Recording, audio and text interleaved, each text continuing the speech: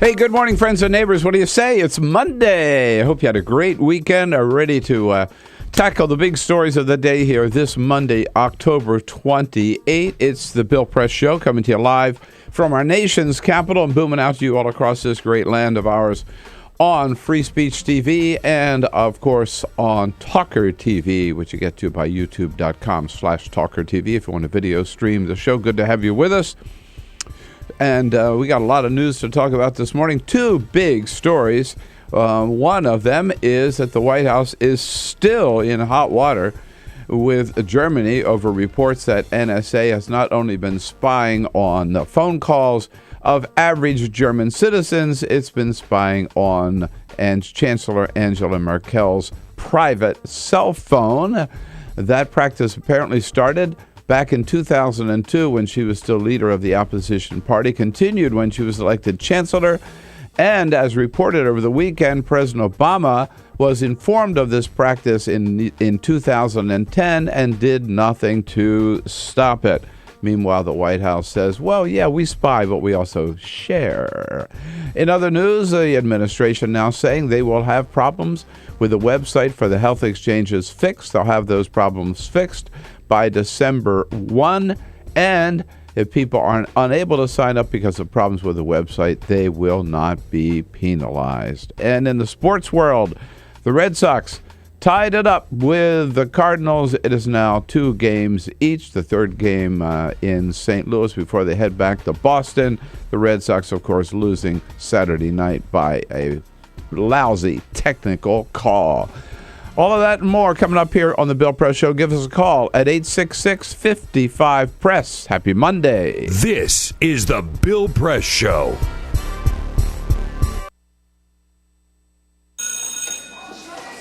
Don't look at me. Your hair's a bit frizzy today. Aww, you should pick that up. Oh, you're such a dork. Loser. Here, let me help you with that. Oops. Every day, kids witness bullying. Oh, look. Your crush is looking at you. Poor you. They want to help, but don't know how. See, no one here's gonna help you, because no one Teach your likes kids you. how to be more than a bystander. Visit stopbullying.gov. If you drive buzzed, it could cost you around $10,000. You'll face major legal fees, major fines, and steep insurance penalties. You could lose everything. Nothing kills a buzz like getting pulled over for buzz driving, because buzz driving is drunk driving. When some people struggle with their mortgage payments, they become frozen, petrified. Not knowing what to do, they do nothing. But the people who take action are far more likely to get the most positive outcome. Making home affordable is a free government program. Call now to talk one-on-one with a housing expert about the options that are right for you. Real help, real answers, right now. Here at the GED Pep Talk Center, we have pep talkers standing by to get you motivated for your GED diploma. Text the name Terry to 69222 for a sympathetic pep talk. You show people what you really are. Or for a gentle pep talk, text the name Deborah. You know you're going to make people very proud of you. And if that's not enough, text the name Danny for an extreme pep talk. Prove everyone wrong. Show them you're the boss. Get your GED pep talk and find free GED classes. Text the name of the person you want a pep talk from to 69222.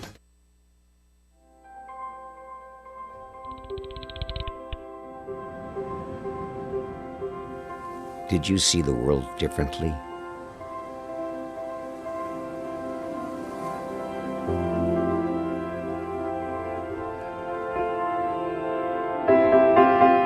Did you celebrate the victory?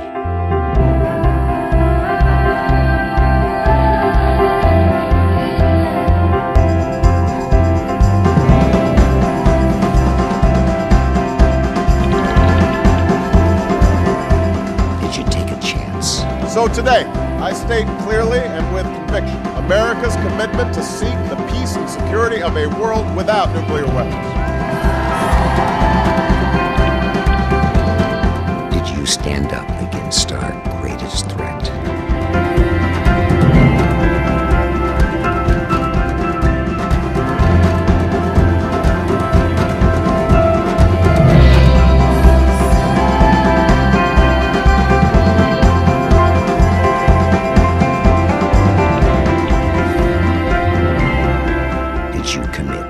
Change the world.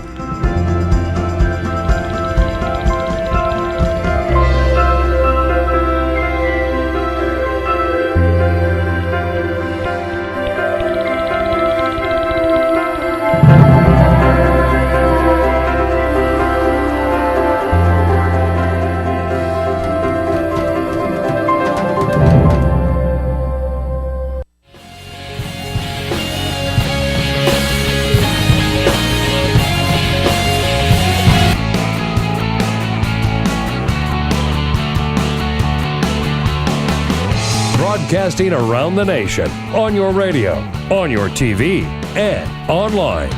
This is The Bill Press Show.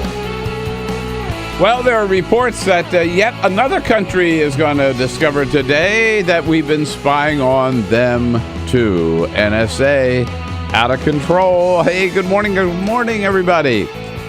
Here we go on a Monday, October 28th.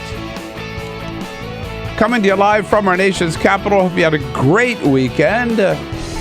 Enjoyed some football and some baseball and some just good relaxation with your friends and your family, and are ready to come back fully charged, tackle the big stories of the day and this week. And they're sort of the same old stories we were dealing with on Friday, to tell the truth about NSA and the spying, and more that we've learned about the extent of the spying on Germany and German Chancellor Angela Merkel.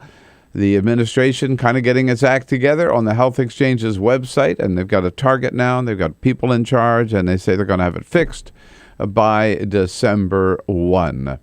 We'll bring you up to date on those topics and anything else happening in the news this Monday morning. And not only that, most importantly, give you a chance to get you involved in the conversation. Tell us what you think about it by phone at 866-55-PRESS, on Twitter at BP Show. We want to hear from you on Twitter at BP Show, and on Facebook at facebook.com/Bill Press Show. Our team here in place this morning, Peter Ugburn and Dan Henning. Happy Monday. And good morning. For his swan song flight. It's my final flight this morning, flying the 747. And we Buckle got up. Alicia Cruz on the phones, as always, and Cyprian Balding here, keeping us looking good on the video cam. The video cam, don't forget, in addition to listening on your Progressive Talk radio station, which, of course, is our first job and our first love. We are still also proud to come to you on Free Speech TV. If you got a satellite dish, you can watch us on DirecTV and on the Dish Network, the first 2 hours at any rate, and all 3 hours on our video stream. Yes, indeed. Which is TawkrTV, TawkrTV, youtube.com/TawkrTV. You know there's not a lot of new news in the news when you pick up the New York Times this morning, and the lead article with a photograph is forging an art market in China. It's about art forgeries in China. Huge story. Now, huge story. How many people buy art, original art, number one, anyhow? Right. From anywhere, right? And how many Americans are buying original Chinese art and getting gypped because it turns out to be a forgery? Yeah. I don't think that's necessarily but it just... Pretty niche little market they're aiming to hit there. It kind of tells you what sort of a news day it is today. But the big stories, again, are the two that we've been following all last week and talked about on Friday morning, too. And, of course, the World Series moves on and on and on. Last night, the Red Sox tied it up with they went ahead, tied up the World Series, went ahead in last night's game with just a Rocco Sacco homer by Johnny Gomes. 2 balls, 2 strikes, 2 out, 2 on, 1-1 in the 6th. Here's the pitch. And he swings and drives one high and deep to left field. Holiday back by the bullpen. Jumps. It's gone! A 3-run homer. Johnny Gomes into the Red Sox bullpen. His first hit of the World Series, and the Red Sox lead it 4-1. You know, that ball was hit like the arch in St. Louis. It's just so, yeah, I'm sure that's what the Cardinals were thinking of. And they won the game last night. You know, you always see the pitcher thrown to first and say, why is he wasting his time? They never pick anybody off on the base. Guess what? He did last night at end of the game. Throw to first, got him picked. He's out! He got him! He's out at first, and the ball game is over. Koji picked him off.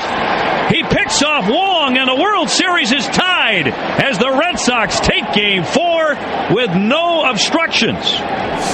Boston wins 4-2 over St. Louis. What a way for this game to end. What a way for this game. That weird way to end the game.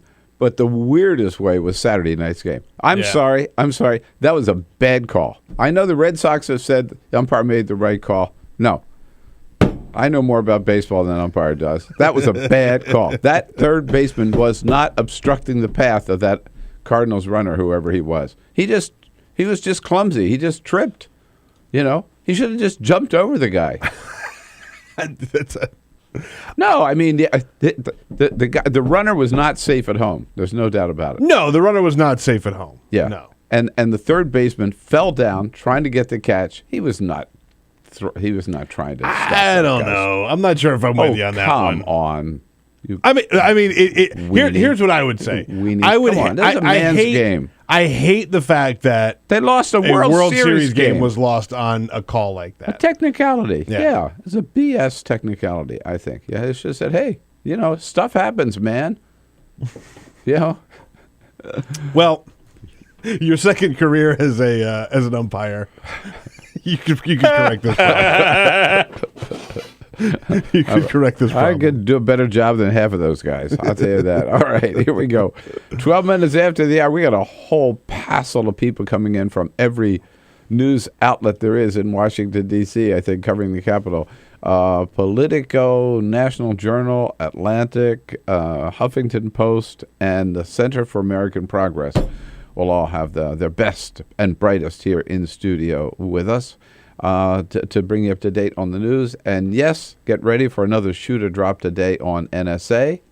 But first, this is the Full Court Press. On this Monday, other headlines making news. A big loss in the music world yesterday. Rock pioneer Lou Reed passed away, likely from complications from a liver transplant earlier this year. Rolling Stone notes that as part of the Velvet Underground, Reed's simple guitar skills and lyrical honesty started a major movement in rock and roll poetry. He was born in Brooklyn in 1942, was active in music for over 50 years. He was 71 years old. Yeah, I mean, they compare him in terms of impact to Dylan and John Lennon. Big time. I am genuinely bummed by this, and I usually don't get, I mean, you know, we read these all the time. Right. But, the thing about Lou Reed for me is when I heard the Velvet Underground for the first time, they were before my time, but when I caught up, that to me, when I heard these people making music that was so good, that was so simple, I said, anybody can be in a band. I mean, they weren't, in terms of musicianship and their chords and what they played, was not that complex, but it was so good that, And everybody ended up copying them. Total bummer, yeah. President Obama was on the stump for New York City mayoral candidate Bill de Blasio Friday, and since his wife, Michelle, wasn't around to check up on him, made a stop for food, cheesecake to be exact. The Hill reports Obama stopped at Junior's in Brooklyn and bought 2 cheesecakes for the flight home to D.C., 1 plain and 1 strawberry. Yeah. I like that move. Then he got a third. He does it all the time. Then he got a third one just for me. Yeah, exactly. Just for himself, he said, exactly. Yeah. Junior's, that's a classic place for cheesecake. Well known, and he picks them out. One of these days, he's going to go on these road trips, and we're going to get the pool report about. And the president stopped off for a sensible salad, and then got back on there for when it came out. No, you don't think we'll see one of those? Not going to happen. That doesn't get written up. Because he eats lunch every day, but it only makes news when it's something like delicious. But when he goes on the road, it's always heavy calories. Right. Yeah. Oh, absolutely. Because the wife's not with him. That's right. And in sports and NFL action, the Kansas City Chiefs continue their undefeated run with a victory over Cleveland yesterday. They are now 8-0, best in the league. On the opposite end, the Jacksonville Jaguars got pummeled by San Francisco. They are now 0-8. Oh, my God. The former Super Bowl champion New York Giants beat the Philadelphia Eagles yesterday for their 2nd win in a row. They are now 2-6. Second win in a row. Second win. We haven't Second win, period. We haven't talked about the Giants much this year, have we? No. I'm going to get them in today. Oh, man, yeah. Big story continues to be the NSA. As I've been saying, it's out of control, I believe. Out of control. And every day we learn more about that. I mean, it all started with Edward Snowden's big dump, right? When he told us about the fact that the NSA, first we learned, had been collecting data on every phone call here in the United States. And then we found out they were also collecting data on at first, we thought just emails overseas, and then we found out, no, they're actually collecting data on everything we do online, whether it's LinkedIn or Facebook or just regular email, and they're also getting our address books. Okay, I mean, as if that's not bad enough. Then last week we found out that they had been spying on our allies, at least 45 countries around the world. And then it's just like the onion. You keep peeling the onion, right? The next layer was, well, we're not just spying on our allies in like France. They got very upset and called our ambassador in and said, you got to stop doing this. But in Germany, they're not only spying on average German citizens, they were also spying on Chancellor Angela Merkel, and her private cell phone had been tapped by NSA. She found out about that. Der Spiegel reported it. She called the president and said, if this is true, I want it stopped immediately. And the White House has assured us that they are not tapping her cell phone today, and they will not tap her cell phone in the future. They will not they will not say whether they had been tapping her cell phone in the past, because they said, Jay Carney has told us at the White House, we will not comment on alleged intelligence activities, which means they were spying on her phone. And in fact, now, every day, there's another little shoe that drops here. The Sunday Bild, right? Well done. Yes. Reports that actually this spying on her cell phone started in 2002 when she was just the opposition leader of the opposition party. It continued in 2005 when she was elected chancellor. And get this, according to Bild, that President Obama was informed of this practice, the fact that we were spying on her private cell phone in 2010, and did nothing to stop it, let the practice continue. So you can bet that the German government, which there are going to be meetings here in Washington this week about this, And in Germany, they called the ambassador in, my friend John Emerson, into the American ambassador, and read the riot act to him. And because this spying activity is taking place from the U.S. Embassy on leaders of the German government. All right, so here's a question today. Is this a big deal or not? I mean, do you have a problem with this or not? And I know a lot of you don't. 866-55-PRESS. That's our toll-free number.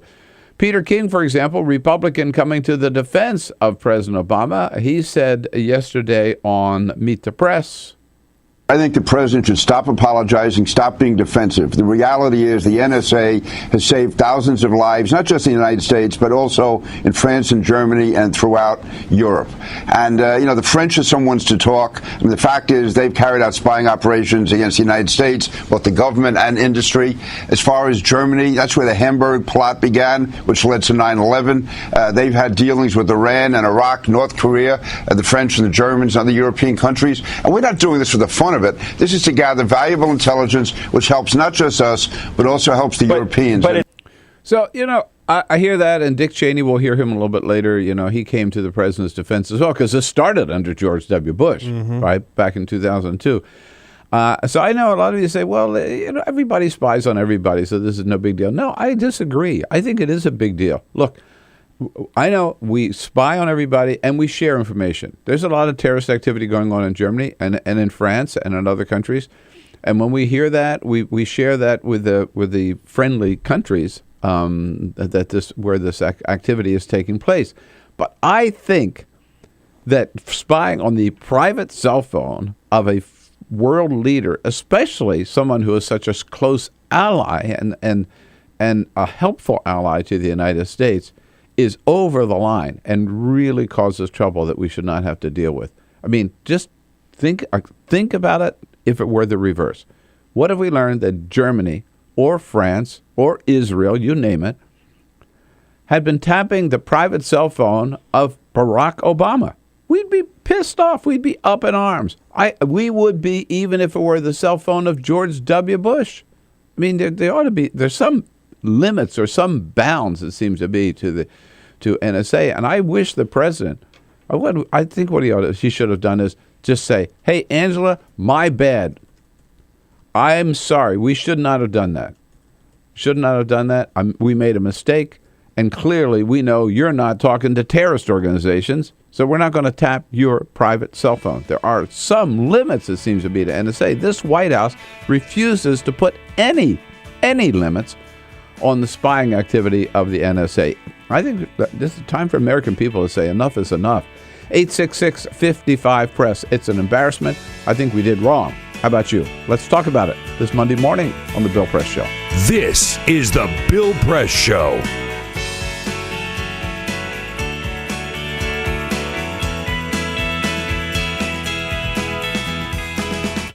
This is my computer. This is your computer. Let's go on the internet. Let's go. Click it. Yes. Okay. I cursor in between the R and the E.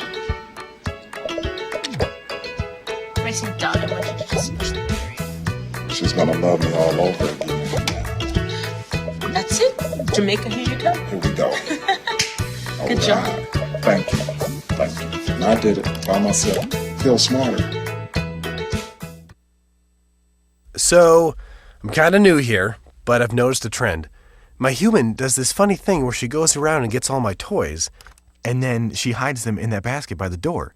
But it's always the same basket, and it's always in the same place. And then she acts so surprised when I find them, but, she's putting them in the same basket. Again. It's like, hello? That's where you put it last time.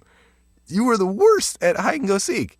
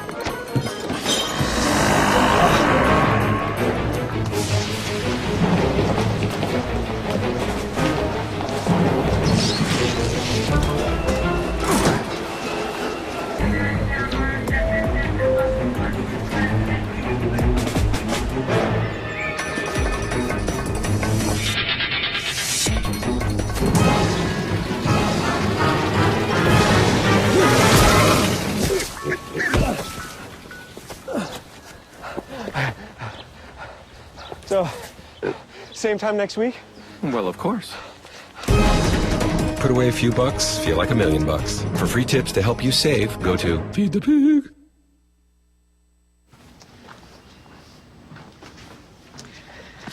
All right.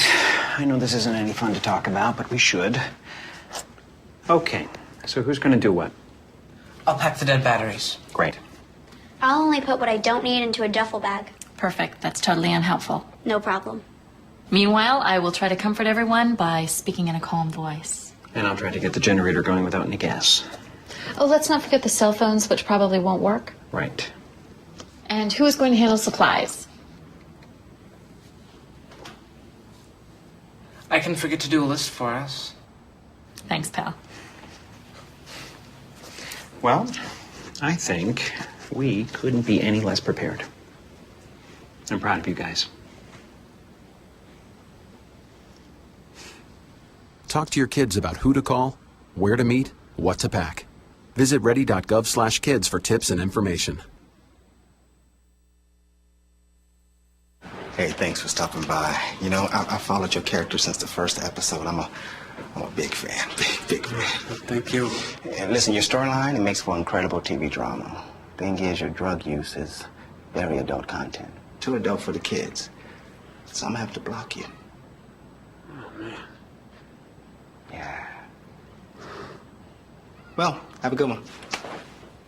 You're a nice lady.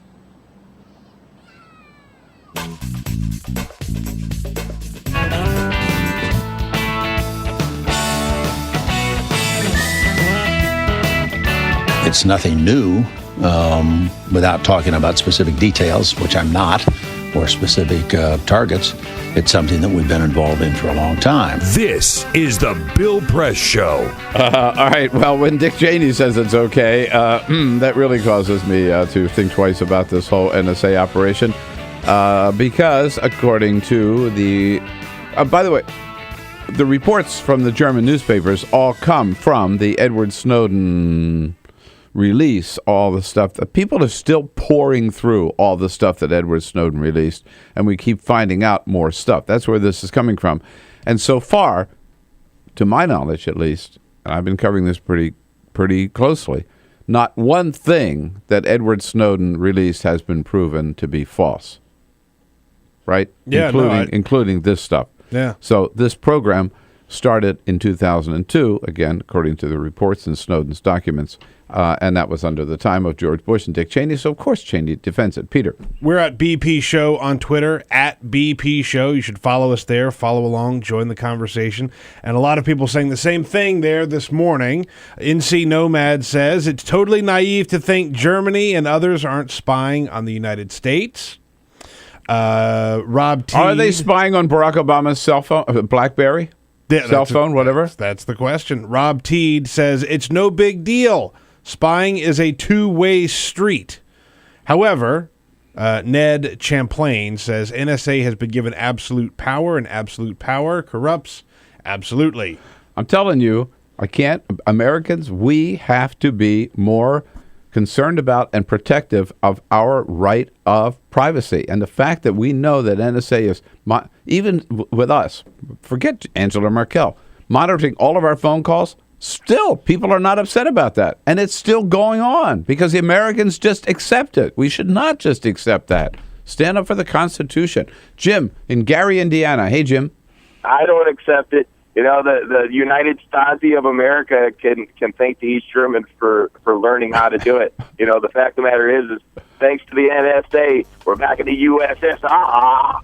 Well, I wouldn't go that far, Jim. But no, you got a point. It is ironic that the Germans, of all people, right, should be concerned about our spying on them, but because of all the spying that they did on their citizens. But it doesn't make it right. And I think we ought to set a higher standard. And again, there's important information we have to gather, but there should be some limits, some controls on the NSA, and President Obama has done none of it. This is the Bill Press Show.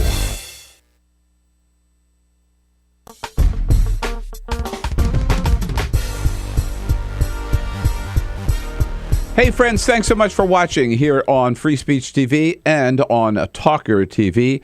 A few days ago, we had a great friend in the studio, Van Jones. He now sits where I sat for several years on the left on Crossfire. He was in studio with us, and we asked him about problems with the website for the health exchanges, and he just got all fired up talking about the real problem with the health exchanges that nobody is talking about. We wanted you to see that, so here again, a brief little snippet of our conversation with Van Jones from CNN's Crossfire about the Affordable Care Act and the problems with the website. Mm-hmm. They're going to get this thing fixed? Yeah. I mean, you know what? Do you remember Twitter when it first started? Yes. Remember the fail whale? Oh my God! Remember that? Remember you go on Twitter, yeah. And just when you needed to go on, this big blue whale would come up. And why? Because glitches are so common with a new product. They actually just put this cute little whale up, and everybody had to have a little bit of a laugh, and you would go back. That took years for Twitter to get sorted out. This thing's going to get sorted out much faster than that. Nobody remembers the fail whale today. You know why? They fixed the website. Mm-hmm. Websites get fixed. That's what happens with technology. Now, it's honestly, I'm laughing because it's been so long since I've heard anybody mention fail whale. Perfect. You can't even remember the fail whale. In this whole discussion, I haven't heard anybody mention. The White House ought to mention that. Yeah, you can't even remember the fail whale. Why? Because they fixed the website. Now, did they do it in a day? No, they didn't, but they fixed it. Now, here's my big problem with this whole thing.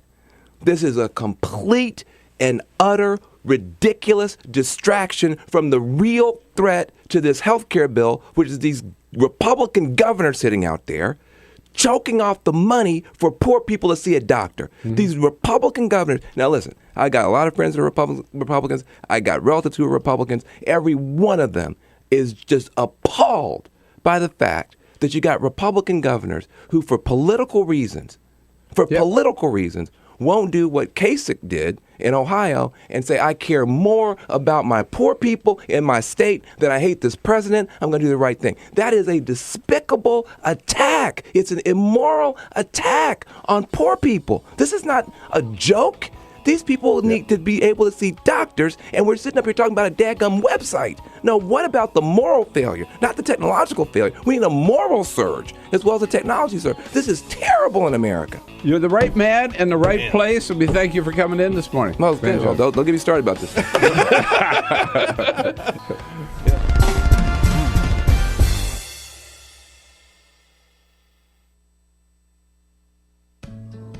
You wouldn't let money just blow out of your house. So when your AC or heater is on, make sure the doors, windows, and fireplace flue are shut tight. If you're headed out, turn down the AC or lower the heat by 10 degrees. And always keep your water heater set at 120.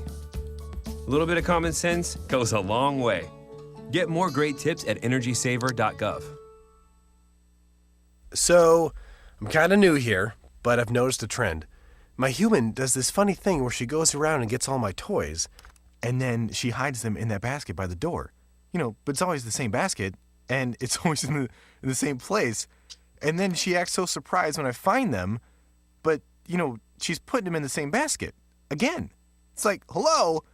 That's where you put it last time. You were the worst at hide and go seek.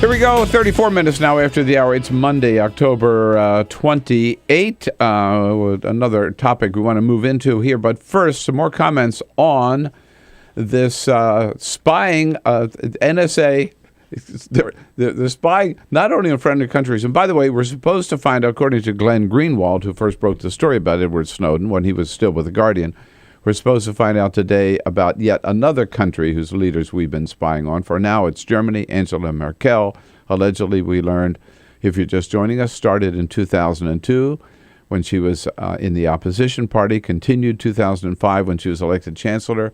And according to German newspapers and the Snowden documents, President Obama was briefed on the fact that we were spying on her private cell phone in 2010 and said, okay with me. We'll get to more comments on that in just a moment, but first, from the fast food world, Bill, this is a possible game changer. McDonald's had used Heinz ketchup for 40 years. That was their ketchup condiment, Heinz ketchup. They announced they were not going to be staying with Heinz ketchup. They're getting rid of it. They put out a statement that said, as a result of recent management changes at Heinz, we have decided to transition our business to other suppliers. The reason that they are doing that is the new CEO of Heinz is Bernardo Hees. He is former CEO of Burger King. Oh my God! Really? And yes. So this is a. And so because he used to be with Burger King, now they're in charge of. Wow. He's in charge of Heinz. They are dropping Heinz ketchup. That seems to be a little petty. It's a little petty if awesome. you ask me, but it is McDonald's, and they call the shots on that type of stuff. So that's a huge loss of business. For Heinz ketchup. Yeah. But I can imagine that Burger King will probably I would hope almost that Burger certainly King would, use Heinz ketchup. I would hope so. And we'll see what Five Guys does. Yeah. One more call here on the NSA and Angela Merkel's cell phone. Jonathan is calling from Elgin, Illinois, listening on the great WCPT. Hey, Jonathan. Hi, Bill. How are you? I'm good. What do you think about it? Well, I just think that there is too much preoccupation with the NSA spying and our privacy rights. I think it goes a little over the top. And, there's so much preoccupation. How much of your privacy are you willing to give away? Well, look, there's such a preoccupation on up until the time when we get hit by a terrorist. And then people are scrambling to think, how did this information get past us? How do we overlook it? And I think that this is just one tool. Do you really think that they're going to catch the terrorists by listening to your phone calls, Jonathan, or mine? I do believe that there have been many plots that have been foiled as a result of the NSA. Well, in which case, why can't they name one? I mean, seriously, we have not heard not one terrorist plot that's been intercepted or stopped by listening to the phone calls of average Americans. In fact, remember in Boston, they were tapping the phone calls of the Tsarnaev brothers, and they didn't do anything about it. Well, I think there are a lot of confidential incidents that have occurred that, it just has not been broadcast or put out there into You know the what, media. Jonathan? Let me just tell you. Sorry, you are man. naive, my friend. I'm telling you, Jonathan, think this thing through. I don't think you've thought it through, man. You are just too willing. I'm sorry. It's sheep like you that allow government to just run amok, to run all over us. That's exactly. We've got to stand up and fight for our rights against foreign enemies and also against our own government. And sure, we've got to be vigilant in this war on terrorism. That does not mean we have to sacrifice our right of privacy. And for Americans to just roll over, like you're saying, and I'm sure that they know what they're doing, and I'm sure, and I'm I'm willing to pay the price. No, that's not a price that we have to pay. Please, please, please think that through and get it right. Hey, one other thing we got to touch on today because it is such an important story, and that is on the health exchanges and the problems with the website. There seems to be a little progress here. Jeff Zients, who's a good guy, one of the best people around Obama, former head of OMB, he's been put in charge of fixing the website. And they have taken one of the firms, QSSI is one of the firms that was part of this process. They put them in charge, working under Jeff Zients. And now Jeff Zients has said that it will all be fixed by the end of November. So they got a whole month. They've had 2 weeks. They've got a whole month. And the first time that you can actually kick in with your new insurance would be January 1, right? Mm-hmm. Yeah. So they'll have it fixed by the end of November. So you've got at least 2 weeks before the holidays to sign up. And the White House is also saying they will not penalize people who are unable to sign up because of problems with the website. So if you look at state after state after state after state, many states are really doing well with these exchanges. It was a little rocky in Maryland, but they're now cooking. Kentucky is way ahead of everybody else. California is doing a great job. New York is doing a great job. Ohio, under a Republican governor, doing a good job. So the state exchanges seem to be working. They're going to get the federal website, we hope, up and running. I hope it doesn't take them a whole month, but that's a deadline they have given themselves. And so it looks like, we're kind of working our way out of this problem. Should never have happened in the first place. It's an embarrassment that it did happen. It was amateur hour. They should have tested and taken. They could. I think that if they weren't ready, they should have delayed it. But they didn't, and we got in that mess.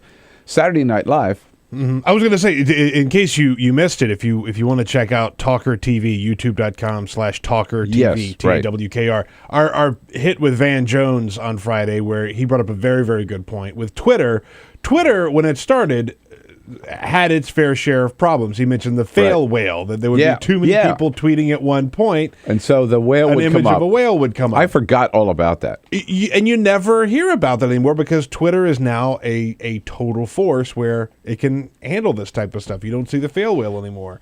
And so if they get to a point where the healthcare website is humming like Twitter is now, we won't even remember this. We will not remember this. And those people... There are those who have never accepted Obamacare. We know who they are, right? Like every Republican in the House of Representatives, almost. Those people who say, this proves that Obamacare is a disaster. This proves you got to get rid of it. Oh, forget about it. I mean, stop. You lost that argument. It's not going to happen. This does not mean that there's anything wrong with the Affordable Care Act. It just means that they didn't do a good job launching the website. But it certainly gave a lot of fodder for late night comics. Saturday Night Live went after Kathleen Sebelius, HHS Secretary, Kate McKinnon playing Kathleen Sebelius and suggesting there are ways that people can get around these problems with the website. I have a number of friendly tips to help you deal with those technical problems. For example, have you tried restarting your computer? Sometimes it helps to turn the computer off and then turn it back on. We don't know why, it just does. Yeah, that's one thing you could do. Or if that doesn't work and you can't get through our website, try another website. And if our site keeps freezing, we've also provided links to other helpful websites, such as kayak.com, where you can purchase airline tickets to Canada and buy cheaper prescription drugs. That's nice. And while you're at it, here's another total distraction. We also have links to a number of doctor-themed pornographic websites that should help you pass the time. Sites like Doctors Without Boundaries, Bang Ambulance, WebM Double Gs, and Blue Cross Blue Balls. Doctors Without Boundaries, indeed. All right, Matt Vasilogambros on the news of the day from the National Journal. Coming up next here on the Monday morning edition of The Bill Press Show. Get social with Bill Press. Like us at Facebook.com/Bill Press Show. This is The Bill Press Show.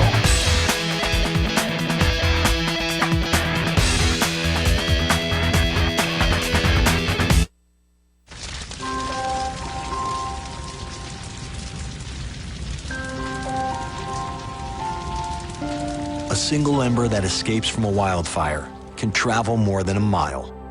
That single ember can ignite and destroy your home or even your community. You can't control where that ember will land, only what happens when it does. Get Fire Adapted now at fireadapted.org. Columbine, Virginia Tech, Tucson, Aurora, Fort Hood, Oak Creek, Newtown, Newtown, Newtown. Newtown. How many more?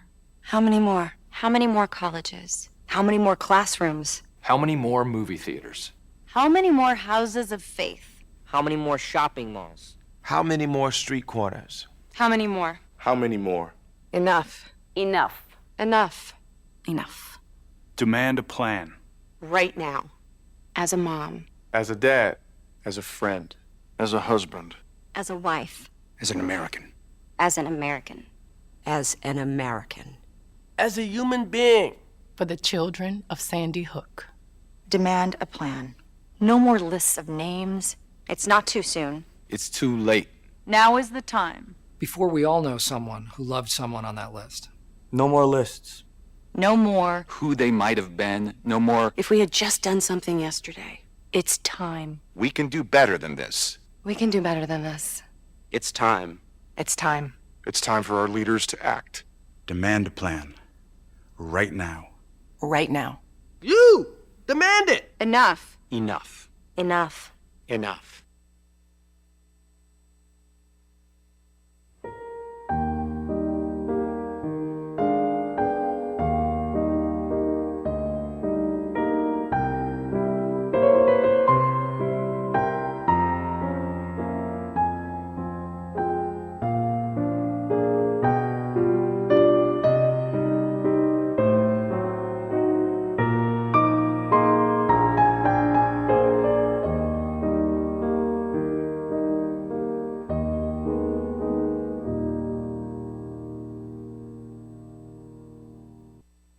None of us would want to be told we can't marry the person we love. As Americans, we believe in freedom. That's what I fought for as a Marine, and that's what we believe in as Republicans. Freedom means freedom for everyone. I didn't used to understand the importance of same-sex marriage, but after learning my brother was gay, I wanted the same rights for him. He was the best man at my wedding, and I want to be the best man at his. It's only fair that Calvin should have the freedom to marry the person he loves, too. It's time for marriage.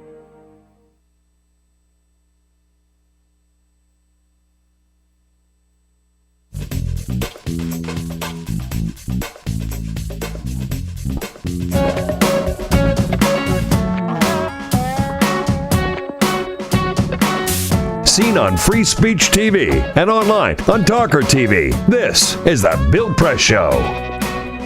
Congress comes back to session this week. Is there any chance they'll get anything done other than continue to squabble over the balanced budget approach, which President Obama wants, and start squabbling over whether or not they're going to really reopen the government come January 15, or let the government stay open come January 15? It's 13 minutes before make it 12 minutes before the top of the hour now. Matt Vasilogambros from the National Journal joins us on our news line this morning. Hey, Matt, always good to talk to you. Hey, good morning. Thanks for having me on. So the president last week calling some activists to the White House and saying, all right, you have to join me in putting pressure on Congress to pass comprehensive immigration reform by the end of the year. Is that going to happen, Matt? You know what? I kind of doubt it. I really wish that it would, but it looks like, right now it's I mean, you and I have been following this Congress for a while now, and it looks like they can only handle, little issues one by one. Right. And like you said, the budget issue is going to be a big one. And some of my colleagues doing reporting right now say that Congress can't even handle the idea of a grand bargain, something that, will deliver this a balanced budget for years to come. Really, we're only talking about a few issues, including getting rid of the sequester cuts and maybe throwing in some closing tax loopholes. But really we should be looking at small stuff in the coming months. And I noticed over the weekend that Marco Rubio, everybody thought, well, here's the guy, right? He's going to lead the Republican Party on comprehensive immigration reform. He has said, well, this is not the way to go. We ought to do it little by little, piecemeal, right? Little by little steps, not a big comprehensive immigration reform.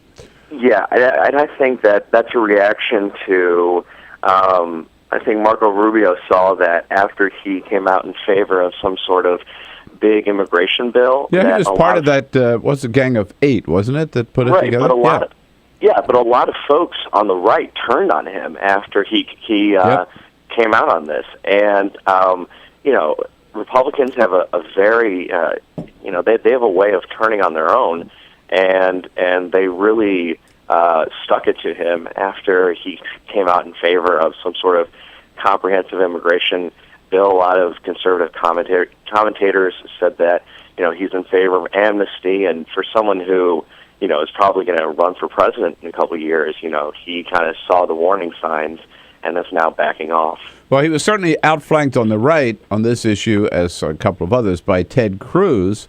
Ted Cruz, who went out to Iowa last week, making a big splash. Not, from what I saw, he didn't even mention 2016, but he didn't have to, did he? No, he flirts with it, and he's gone to Iowa 3 times this year, and I went to school out there, and I haven't gone back to Iowa 3 times this year to go see my friends. I mean, the only reason you go there is for the innuendo, and he's really putting it out there. So yeah, if anyone doesn't think that he's going to make a run for 2016, they're not paying attention. But he's going out there and he's giving his little spiel, and maybe a lot of folks here in Washington have dismissed him. But if he's not one of the more popular guys amongst the conservative base, and he really has a grassroots network that could be quite dangerous for any sort of mainstream Republican candidate thinking about running for president. Right, and he certainly hasn't backed down from his contention that we should have shut the government down, and we have to get rid of Obamacare, and he says he's going to continue that same fight. Speaking of the Affordable Care Act, now the administration is saying, Matt, again, we're talking to Matt Vasilogambros from the National Journal, nationaljournal.com. Now the administration is saying, okay, we're going to have this website fixed, all the glitches gone by the end of November, giving people still enough time to get online and sign up by the beginning of the year. Is that problem going to go away, Matt, do you think, with this announcement? No.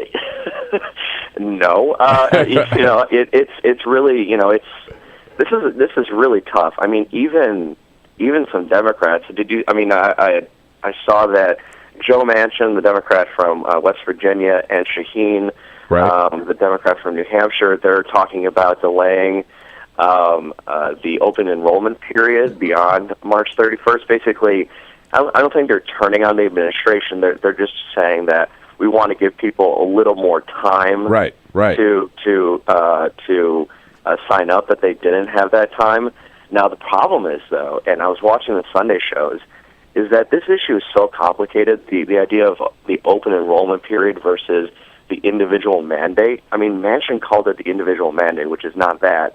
And people get, it's such a complicated issue that, they can't even get the tone, necessarily straight on that. But I guess the point is that Democrats are trying to find an easy way to kind of find a compromise here, whereas Republicans just call this something that is descriptive of the entire law, that it's all bad, it's all horrible for you. No, they want to use it as another excuse for getting rid of Obamacare, right? Whereas Democrats just want to get the damn thing fixed. Yeah, they just want to get it fixed, and they're saying that there's small steps, like they took off the picture of the woman from the on the healthcare.gov website that has been parodied so much. Now they replaced it with different options on how you can apply now.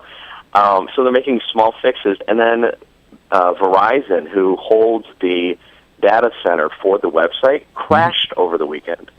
And so I don't think the Obama administration really can't get any breaks on this issue. So yeah, it's like small piecemeal things that the website is going through, but I think it's going to be a longer process in the coming months. It's nowhere near to be fit. Well, they better get it fixed soon. That's all I got to say. Hey, Matt, always good to talk to you. Thanks so much for getting up early for us this morning. Appreciate it. Thanks for having me on. Appreciate Matt it. Vasilogambros, National Journal, nationaljournal.com. This is the Bill Press Show.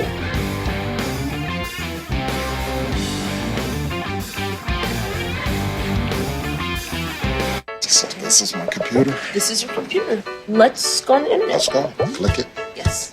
Okay. I cursor in between the R and the E. Pressing done. I want you to just push the period. She's gonna love me all over again. That's it. Jamaica, here you go. Here we go. Good job. Thank you. Thank you. And I did it by myself. Feel smarter. So, I'm kind of new here, but I've noticed a trend. My human does this funny thing where she goes around and gets all my toys, and then she hides them in that basket by the door. But it's always the same basket, and it's always in the same place. And then she acts so surprised when I find them, but, she's putting them in the same basket. Again. It's like, hello, that's where you put it last time. You were the worst at hide and go seek.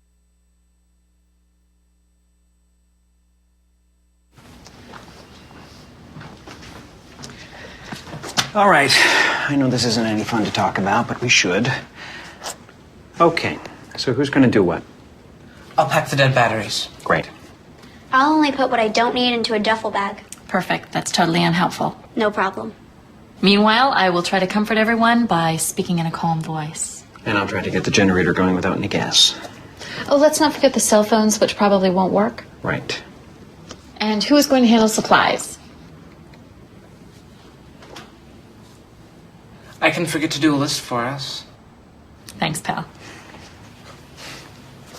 Well, I think we couldn't be any less prepared. I'm proud of you guys. Talk to your kids about who to call, where to meet, what to pack. Visit ready.gov/kids for tips and information. Hey, thanks for stopping by. I followed your character since the first episode. I'm a big fan. Big fan. Thank you. And listen, your storyline, it makes for incredible TV drama. Thing is, your drug use is very adult content. Too adult for the kids. So I'm gonna have to block you. Oh, man. Yeah. Well, have a good one. You're a nice lady.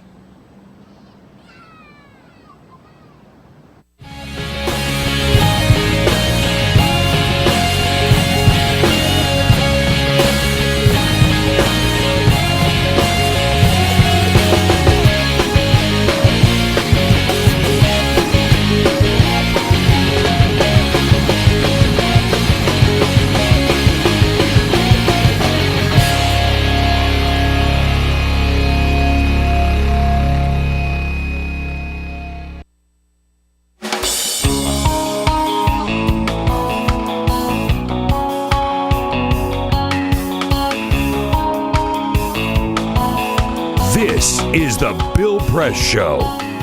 Here we go in the next hour. Travis Waldron from Think Progress Sports will be joining us, as well as Will Dobson from Slate Magazine. Peter. Over the weekend, big endorsement for Bill de Blasio, running for mayor of New York. The New York Times endorsed him. Talked about they needed someone to build on the 12-year legacy of Michael Bloomberg while realizing his own vision for New York. It's a huge job.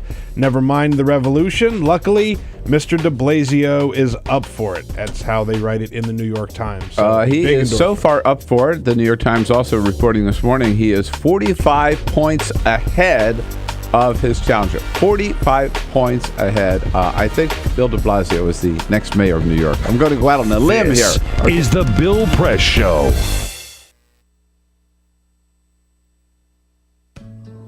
You wouldn't let money just blow out of your house.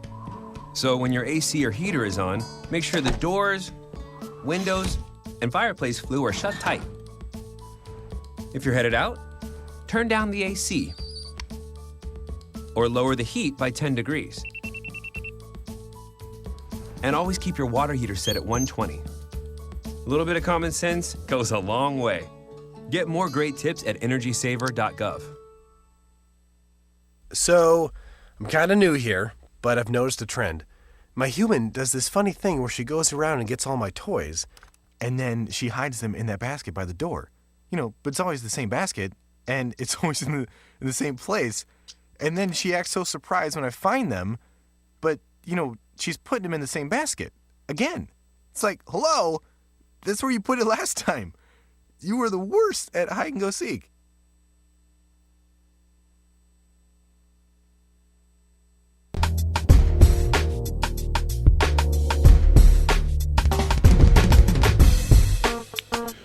Hey, good morning, friends and neighbors. What do you say? It's Monday. I hope you had a great weekend. Are ready to tackle the big stories of the day here this Monday, October 28. It's the Bill Press Show coming to you live from our nation's capital and booming out to you all across this great land of ours on Free Speech TV and, of course, on TawkrTV, which you get to by youtube.com/TawkrTV if you want to video stream the show. Good to have you with us.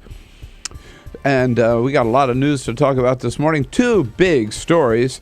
One of them is that the White House is still in hot water with Germany over reports that NSA has not only been spying on the phone calls of average German citizens, it's been spying on Chancellor Angela Merkel's private cell phone. That practice apparently started back in 2002 when she was still leader of the opposition party, continued when she was elected chancellor, and as reported over the weekend, President Obama was informed of this practice in 2010 and did nothing to stop it. Meanwhile, the White House says, well, yeah, we spy, but we also share. In other news, the administration now saying they will have problems with the website for the health exchanges fixed. They'll have those problems fixed by December 1, and if people are unable to sign up because of problems with the website, they will not be penalized. And in the sports world, the Red Sox tied it up with the Cardinals. It is now 2 games each, the third game in St. Louis before they head back to Boston. The Red Sox, of course, losing Saturday night by a lousy technical call.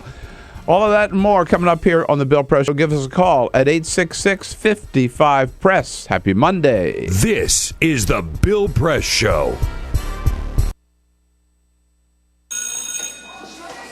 Don't look at me. Your hair's a bit frizzy today. Oh, you should pick that up. Oh, you're such a dork. Loser. Here, let me help you with that. Oops. Every day, kids witness bullying. Oh, look. Your crush is looking at you. Poor you. They want to help, but don't know how. See, no one here's gonna help you, because no one Teach likes your you. kids how to be more than a bystander. Visit stopbullying.gov. If you drive buzzed, it could cost you around $10,000. You'll face major legal fees, major fines, and steep insurance penalties. You could lose everything. Nothing kills a buzz like getting pulled over for buzz driving, because buzz driving is drunk driving. When some people struggle with their mortgage payments, they become frozen, petrified.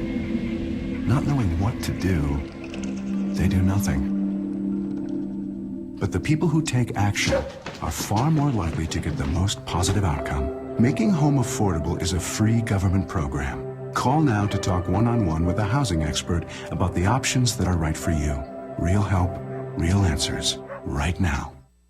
Here at the GED Pep Talk Center, we have pep talkers standing by to get you motivated for your GED diploma. Text the name Terry to 69222 for a sympathetic pep talk.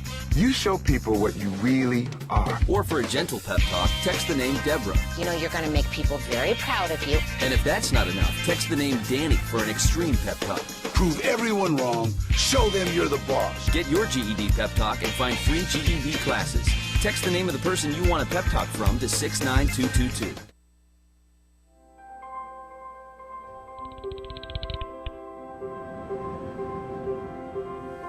Did you see the world differently?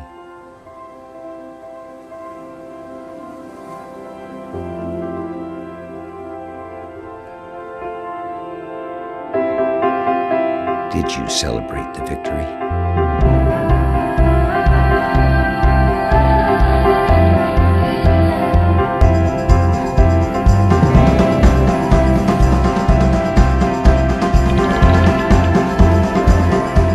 Did you take a chance? So today, I state clearly and with conviction America's commitment to seek the peace and security of a world without nuclear weapons. Did you stand up against our greatest threat?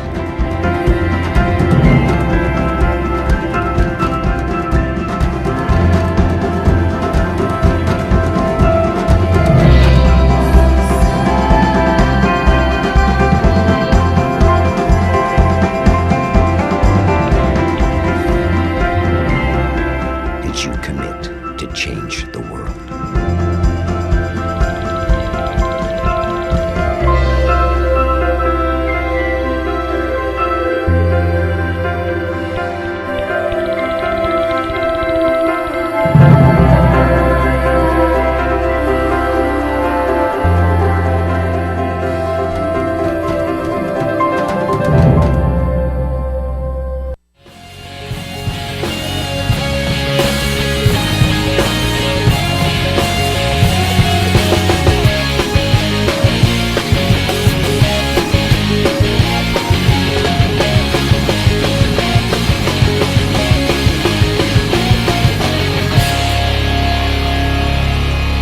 TV and online.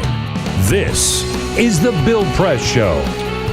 Well, it looks like Spain is the next country to be the target of the NSA. But the question is, are we tapping the king's private cell phone?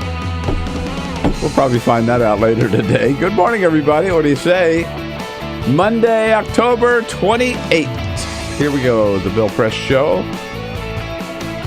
We are in our studio on Capitol Hill in Washington, D.C., and booming out to you all across this wonderful country of ours on your local talk radio station, your local progressive talk radio station.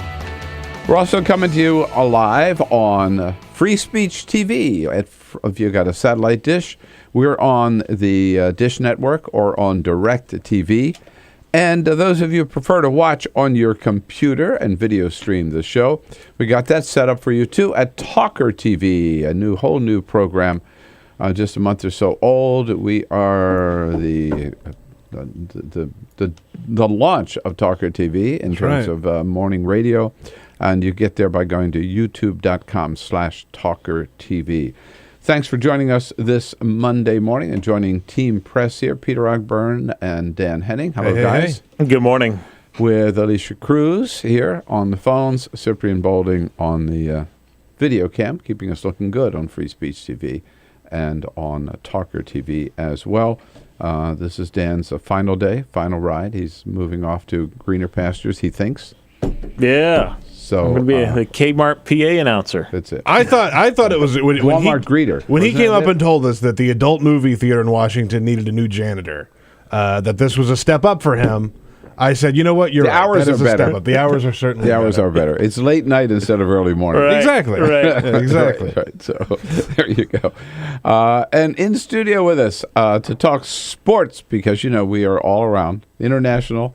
And we cover all issues. Travis Waldron is the sports reporter for Think Progress Sports.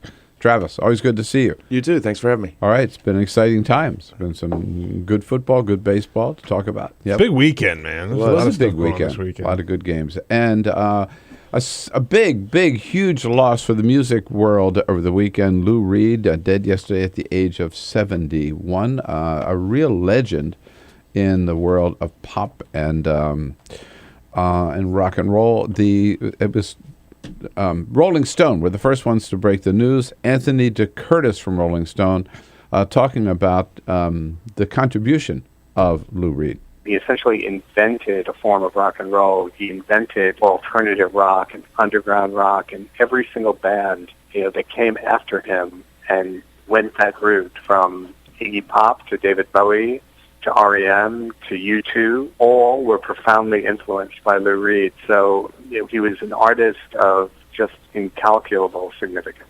Incalculable significance. Whoa. Yeah. And compared to, in terms of contribution to John Lennon, Bob Dylan. Yeah, I mean, the Beatles and Dylan are amazing musicians that knew their instruments. They knew music, whereas Lou Reed and the Velvet Underground were just kind of sloppy and broken, using broken instruments and busted amplifiers, and it was just kind of like, well, the thing that I said, like when I first heard it is, man, anybody could be in a band. And so, but I mean, it was well done, and they owned it, and they did it well, and But it's he a never total got bummer. the fame of a Dylan, I mean, right? Of a Dylan or a Lennon or a McCarthy. No, but I think if you look at a lot of big musicians and you ask them about their influences, a lot of them will say Lou Reed and the Velvet Underground. Yeah. And they have. So indeed. Travis Waldron here with us this first half hour. Then we'll be joined by Will Dobson from Slate to talk about the whole NSA mess.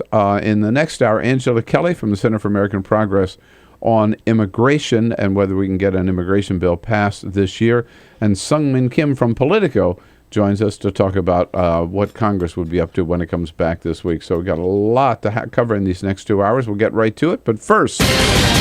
This is the Full Court Press. Other headlines making news on this Monday. Former Dancing with the Stars pro dancer Julianne Hough got in trouble for her Halloween costume over the weekend. The country music singer's favorite TV show right now is Orange is the New Black. So she went to a party as the character Suzanne Crazy Eyes Warren, which is played by Uzo Aduba, who is black. So Hough dressed up in a prison uniform and in blackface.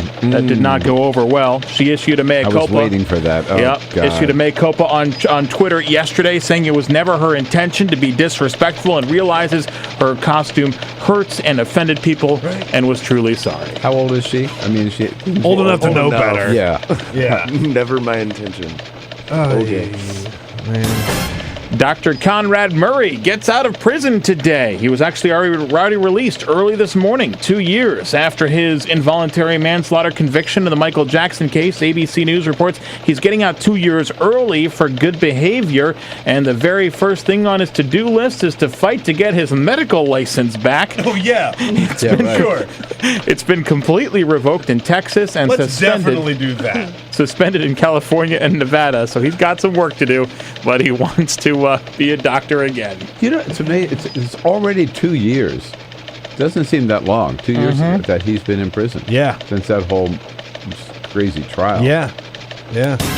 And what will make your house the most What do you do? You get out of prison. You've been in prison 2 years. You get released early in the morning. Man, I'd head for the best breakfast place I knew of. Oh, yeah. Really pork down.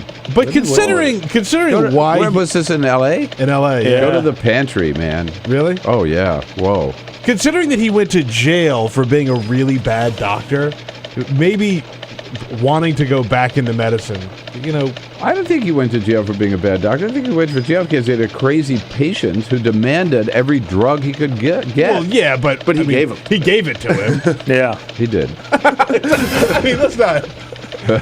And what will make your house the most popular on the block on Halloween this week? A new survey by Information Resources finds that Reese's Pieces is the most popular candy this year, with its sales just edging out that of M&M's. The rest of the top five, Snickers, Hershey's, and Kit Kat bars. You mean peanut butter, what are they called, the cups? The Reese's Peanut Butter Cups. Yeah. Yep. That's not on the list? Yeah, Reese's number one. Number one? Oh, you said Reese's Pieces. Oh, no, sorry. Reese's. There's a big difference between Reese's Pieces. No, I should distinguish. Reese's Peanut Butter Cups are number one. That's number one? Not Pieces are number one, yes. I can get with that. As long as they don't give out those unbranded, like orange and black. Don't do that. Don't do off-brand candy. As long as they don't give those, it's a successful Halloween. Yeah. Anything else? I gotta tell you. Candy corn in the trash. Yep. Circus peanuts in the trash. Necco wafers in the trash. Do they still make Necco wafers? Oh, yeah. Oh, yeah. My Bottle God. caps in the trash. Forget it, man. I grew up with Necco wafers. I'm actually a big fan of candy corn. Are you really? I am. All right, well, it's nice having you, buddy. We'll see you next time. Travis Waldron, everybody. Yo, those are the nastiest things. All I know is, I've told you this every year, Carol's at the front door with a clicker.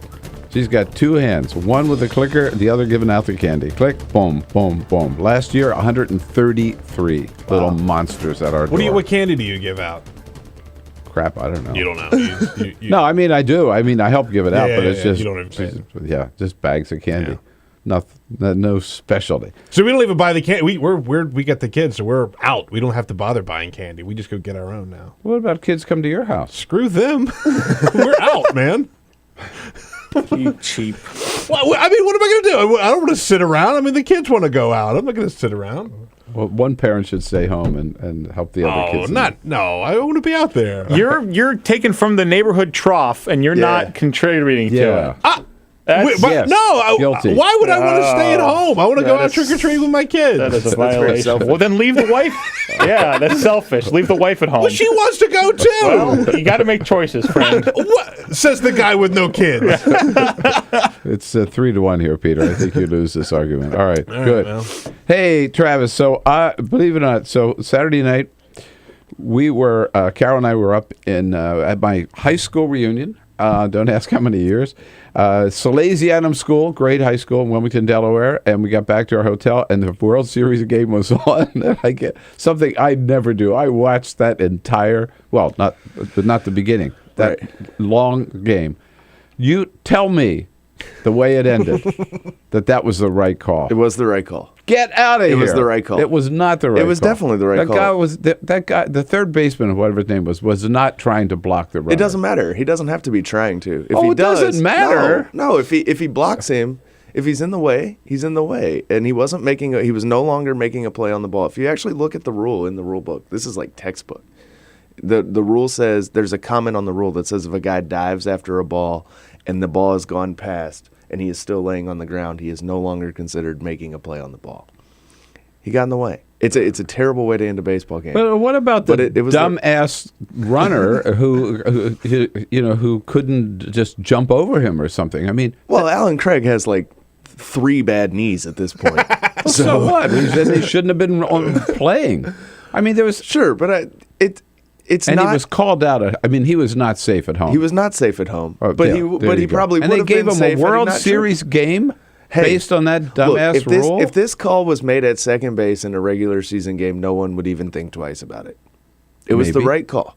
Obstruction is obstruction, and it was. I think it was the right call. He was in the way. It's unfortunate. It's terribly unfortunate, but I think it was the right call. I just can't believe how anybody as smart as you could say that. I mean, I appreciate that you think I'm smart. Well, to me, the burden goes with the runner. I mean, it's his job to get to home plate. Instead, you can't get around that guy. Goes Come with the on. fielder. Yeah, it's the fielder's job. I hate to say it with Travis on this one. I really wanted to see the Red Sox win, but if you were going to look at the intention of the penalty, then yeah, you have the point. But that's not what they're looking at. All right, so now it's tied up, right? And it is. The Red Sox came back with vengeance on even a little bit weirder, maybe. Picking off a guy at first, which you never see happen. Unbelievable. But I don't understand how you. I said last night. It's like these two teams are in a race to see who can outdumb the other one first. Yeah, and it's been a great series filled with a lot of how not to play baseball. Right, but also some very good baseball. Some very good and baseball, some great pitching, Yeah, I some think. awesome pitching. The pitching has been great. Yeah, all right. So who's got the momentum now? I still think St. Louis is in good shape, having Wainwright and Waka still ready to pitch. But at the same time, if they can't get David Ortiz out and anybody else on Boston starts hitting, they're going to be in trouble. I mean, last night they pitched around David Ortiz because he's hitting 7-something in the World Series, and that's amazing. It really is. It's unbelievable. Yeah. And Johnny Gomes comes up and you make one mistake. It was a good matchup for him. They had the right guy in there to pitch to him, and he just got a pitch and he nailed it. And that's what Boston's kind of been waiting for the whole series, is somebody besides David Ortiz to hit. Yeah. And they did last night. So if that keeps up, and if John Lester and and John Lackey come out and throw the way they did in their first 2 starts, anything could happen. St. Louis has 2 great pitchers ready to go, though, and the way they've been pitching, Adam Wainwright wasn't on his game in Game 1, but you generally don't bank on beating a guy like him twice in one series. Right. So we got last night's game was critical, and tonight's game is critical too. However they leave St. Louis, it's going to be 3-2, one or the other. I've got to ask you before we take a break here.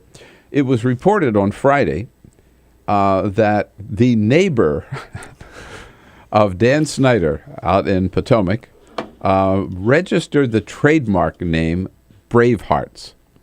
Now, why would he do that? Does this mean that Dan Snyder over the fence said, hey, I need you to do me a favor? I have no idea. Like, I sat there Friday, and I didn't really write about it or anything because I didn't know what was going on.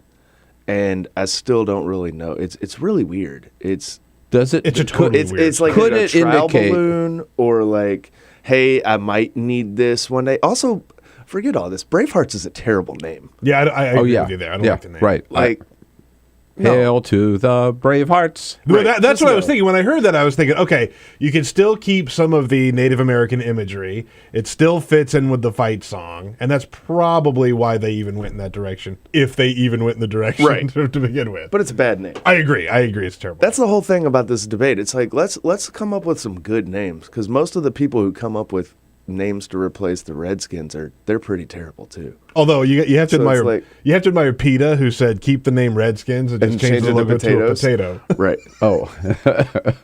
But no, I really don't know I don't know how to explain this one. It's just so he goes it could to his be wealthy that this neighbor is and Snyder's way of getting quietly paving the way for a name change, or could mean nothing. Right. And we don't know. It's just hard to tell. And it's Dan Snyder, so it's totally unpredictable. Right. My first instinct is where there's smoke, there's fire. I think something's happening. Yeah, I would lean that way too. And Kansas City showed the world last night. They are red hot. Travis Waldron is here from Think Progress Sports. You can agree with me if you care to call on the lousy call Saturday night, which I still think was a bum call. They was robbed. 866-55-PRESS here Monday morning. This is the Bill Press Show.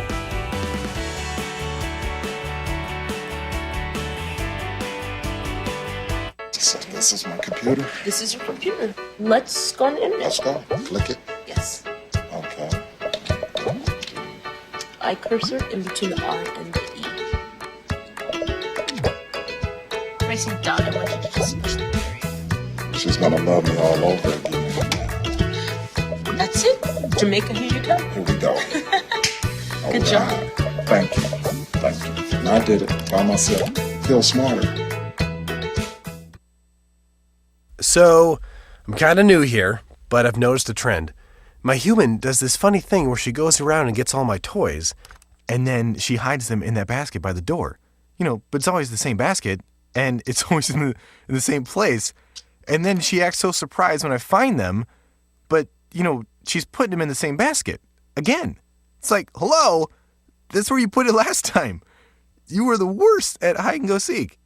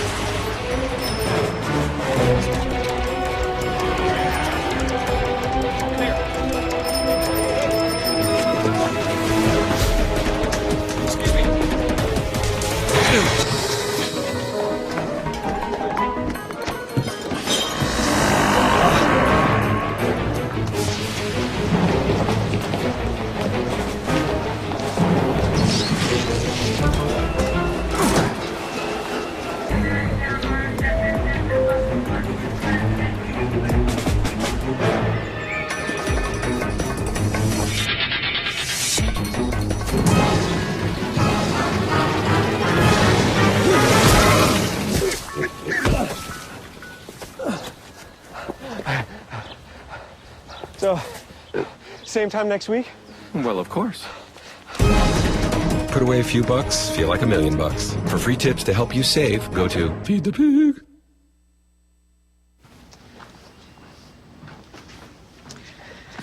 All right. I know this isn't any fun to talk about, but we should. Okay. So who's going to do what? I'll pack the dead batteries. Great. I'll only put what I don't need into a duffel bag. Perfect. That's totally unhelpful. No problem. Meanwhile, I will try to comfort everyone by speaking in a calm voice. And I'll try to get the generator going without any gas. Oh, let's not forget the cell phones, which probably won't work. Right. And who is going to handle supplies? I can forget to do a list for us. Thanks, pal. Well, I think we couldn't be any less prepared. I'm proud of you guys.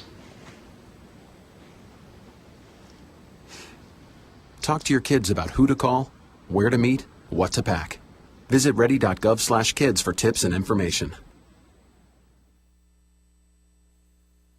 Hey, thanks for stopping by. You know, I followed your character since the first episode. I'm a big fan. Big fan. Thank you. And listen, your storyline, it makes for incredible TV drama. Thing is, your drug use is very adult content. Too adult for the kids. So I'm gonna have to block you. Oh, man. Yeah. Well, have a good one. You're a nice lady.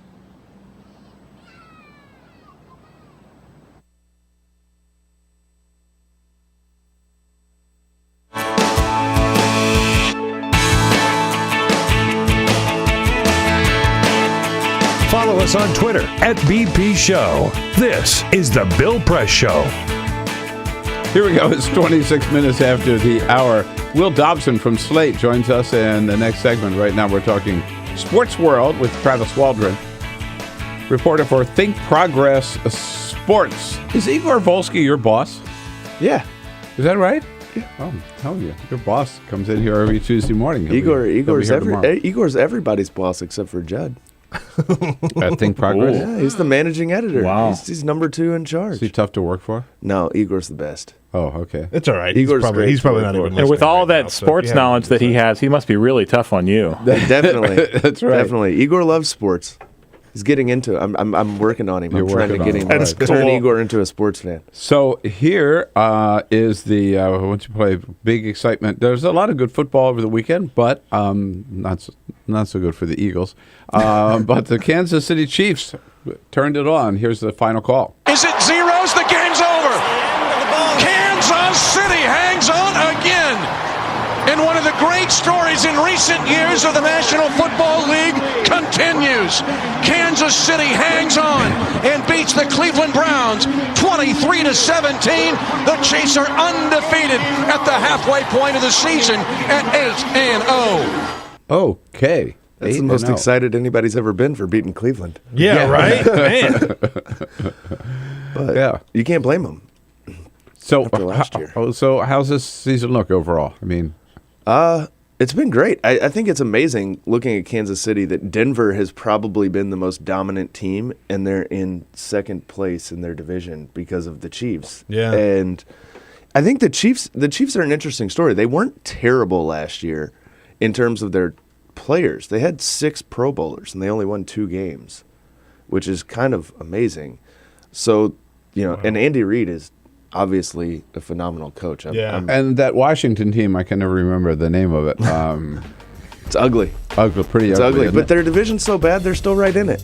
Yeah, they're the best 2-5 team in the NFL. Right. They're 2-5, and they're right in the middle of it because that division is just awful. Yeah. Right. Cowboys yesterday. I mean, oh my God! What Calvin a Johnson. And the Super Bowl champion New York Giants won yesterday. Just want to throw that out. 5 field goals, right? It's one way to do it. All right. Hey, Travis, always fun to have you in the studio. Thank you. Thanks for your good work. Thanks for coming in. This is the Bill Press Show. Hey, new.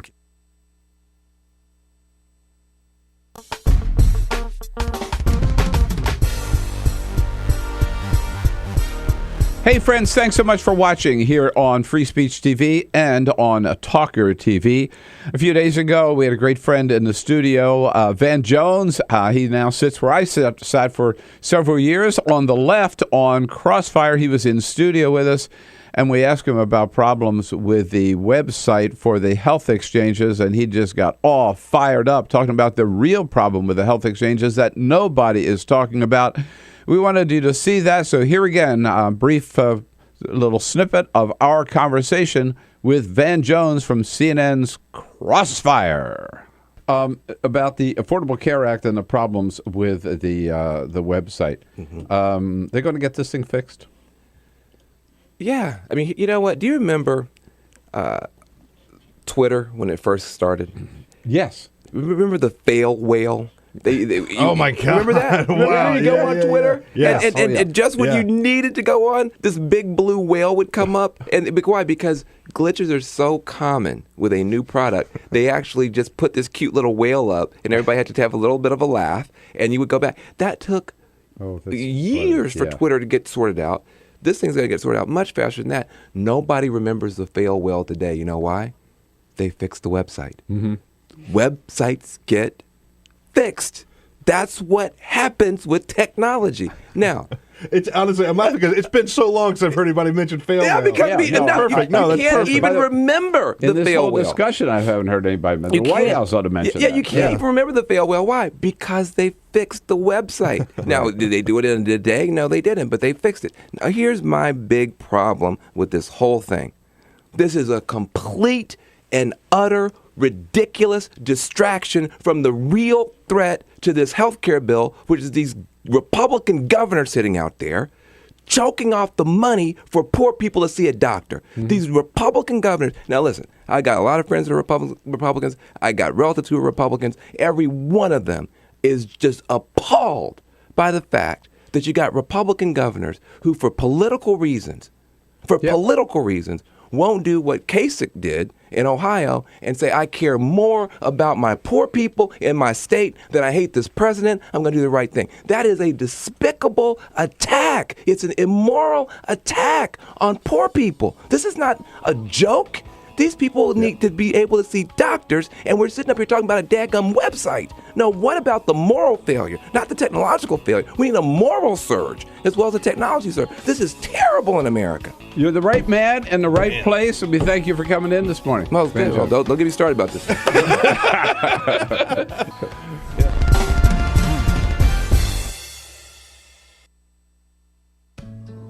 You wouldn't let money just blow out of your house. So when your AC or heater is on, make sure the doors, windows, and fireplace flue are shut tight. If you're headed out, turn down the AC or lower the heat by 10 degrees. And always keep your water heater set at 120. A little bit of common sense goes a long way. Get more great tips at energysaver.gov. So, I'm kind of new here, but I've noticed a trend. My human does this funny thing where she goes around and gets all my toys, and then she hides them in that basket by the door. You know, but it's always the same basket, and it's always in the same place. And then she acts so surprised when I find them, but, you know, she's putting them in the same basket. Again. It's like, hello? That's where you put it last time. You were the worst at hide and go seek.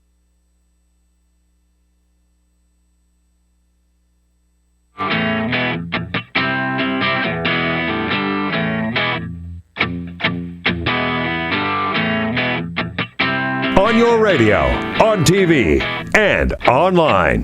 This is The Bill Press Show. Hey, you bet it is. 33 minutes after the hour, Monday, October 28th. Good to see you today.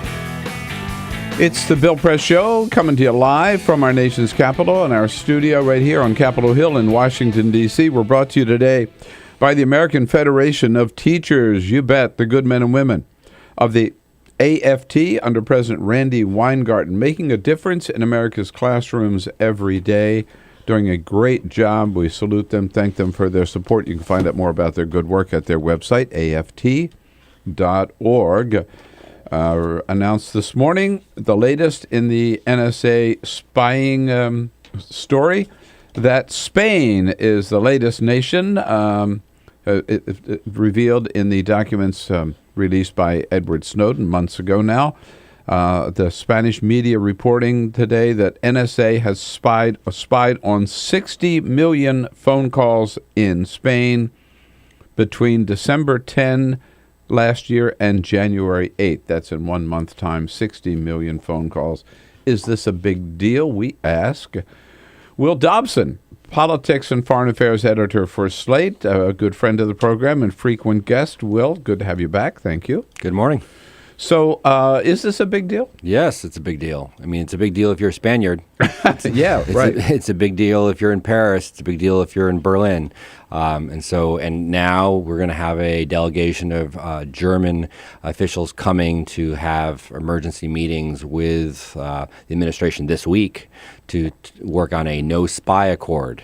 Something that I think they didn't think they needed to have with their most significant ally, but they're now going to try and hammer out, and they're going to want to know, they want to want answers about the details of when this began, why it began, what they gathered, and so on. And that's the other sort of extraordinary thing is that the U.S. Tapping of Merkel's phone goes back all the way to 2002, which is before she's chancellor, when she was just the leader of her political party. So, so that immediately raises the question: what other German politicians have been monitored? Names maybe we're not familiar with, but they were clearly creating a large enough net to capture the political space there.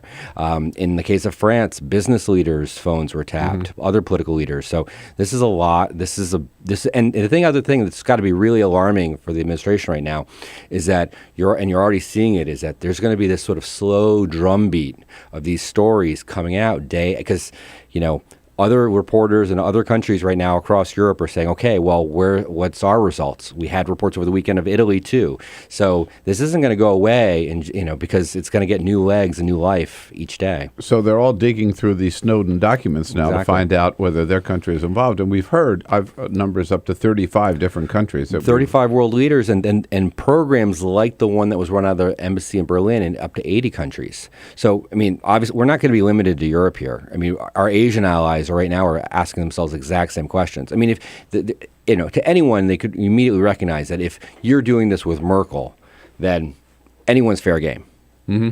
All right. So again, we were told last weekend at the White House, this question has come up every day with Jay Carney, and they've said they've had this conversation. She called the president, and the White House assured her, we are not tapping your phone now. And we will not in the future. But they would not comment on whether they had in the past or not. Yes. We were. Yes. Yeah. I mean, that's clear. It's very, and Susan Rice hasn't denied it when she talked to her counterpart. Yeah. I mean, they're essentially, we're not going to confirm or deny that, but we won't do it again. Okay. And we won't do it in the future. Yeah. So, right.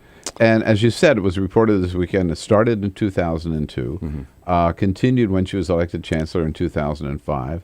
There was one report that the president was briefed on this in 2010 and allowed it to continue. The White House denies that, so we don't know. I mean, I think their denials probably have some merit. But that just. There's a huge playing field here. Because the question that I ask, if he was not informed of this, why wasn't he? Right. If he didn't know about this, why didn't he? Well, I mean, even and if for some reason he doesn't know this up until this year, earlier this year when the Snowden revelations start coming out and when the German population is up in arms this summer, when he's traveling to Germany, when he was there in June to speak at the Brandenburg Gate, and none of his top officials think that it's worthwhile that he know that, this thing that the German public is really angry about right now, the surveillance of German citizens, it extends all the way to the top, sir. Yeah. No, they didn't feel like they needed to tell him that. Incredible. All right. So let's say Germany or France, pick a country. Are they tapping President Obama's BlackBerry? I don't think so. No, I mean, I don't. There's a critical difference: is that the United States signal intelligence is the best in the world. There are a lot of areas where you can measure intelligence, skill, and operations, and in fact, different agencies have specialties that make them particularly good in certain areas. For the United States, our signals and electronics intelligence is bar none the best. And one of the things that's really astonishing, I think, and one of the things that makes this story sort of have a lot of bite is that what Snowden's revelations have done is it's really indicated to people how sophisticated that program is. Yeah. I mean, there are a lot of these things that we now are taking as just just basic run-of-the-mill, we were able to vacuum up this much email in this country. That I talked to people who know a lot more about this than I do a few months ago, and they said that wasn't even possible. Well, actually, it is. So so that there's that aspect of it, and then in addition to it, I mean, there's those who are going to say, well, look, we spy, everyone spies on everyone. I was just going to ask you about that. And that's true. And that's absolutely true. Everybody spies on everybody. So a lot of our callers have even said, good progressive liberal callers saying, this is no big deal. So what? Everybody spies on everybody. Yeah, everybody spies on everyone. But it's also sort of understood that among close allies, there are certain parameters that you don't, that you abide by. There's certain limits that you don't actually go to because you want that country's cooperation on a whole list of things. And by the way, the Germans have given it time and time again. In Iraq and in Afghanistan, they've helped. Their counterterrorism work has been closely aligned with ours. And the administration's next response is to say, well, this is part of our effort to try to help protect Germany, too. The Germans will say, thank you, we've got that. There are other ways to cooperate with us other than bugging our phone. And you would think one of the parameters would be the leader's private cell phone, right? Absolutely, absolutely. I mean, this this is clearly a red line for allies. And if you are doing this, as it would be for us, as it would be, obviously. I mean, we would be outraged if the shoe were on the other foot. Right.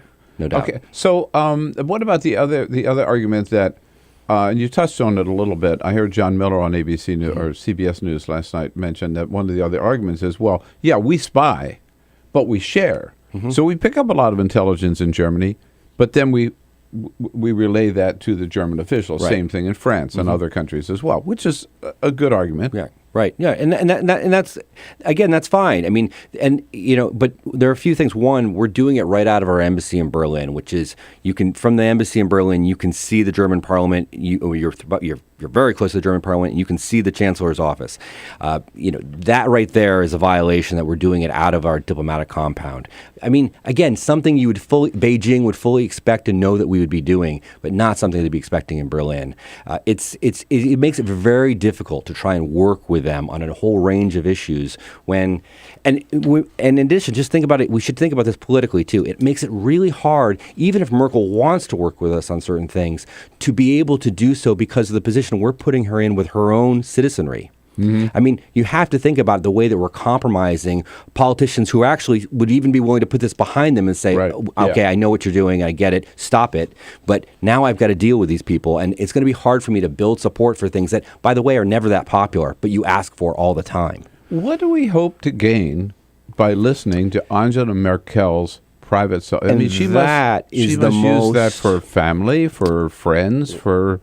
Well, that's the most damaging revelation in a sense from these Snowden documents is that they also included that we've gotten very little of value, very little intel value from this eavesdropping. So essentially, we've been able to do it. We've done it. It's gotten us very little, and in exchange, we have a huge diplomatic row now. Yeah. So it's cost us much more than we gained. I mean, another argument you could hear people making is, well, we've gotten so. I mean, I know it's terrible, but we've gotten so much good intel from it. Right. You're not hearing that. Yeah. We haven't thwarted things because we're listening to Germans place orders for dinner reservations. Yeah. I mean, so it's just not that useful. And so what you end up with. So then the question is, why? Why do we do it? And I think the reason that we've done it is because of the counterterrorism operations that we built after 9/11.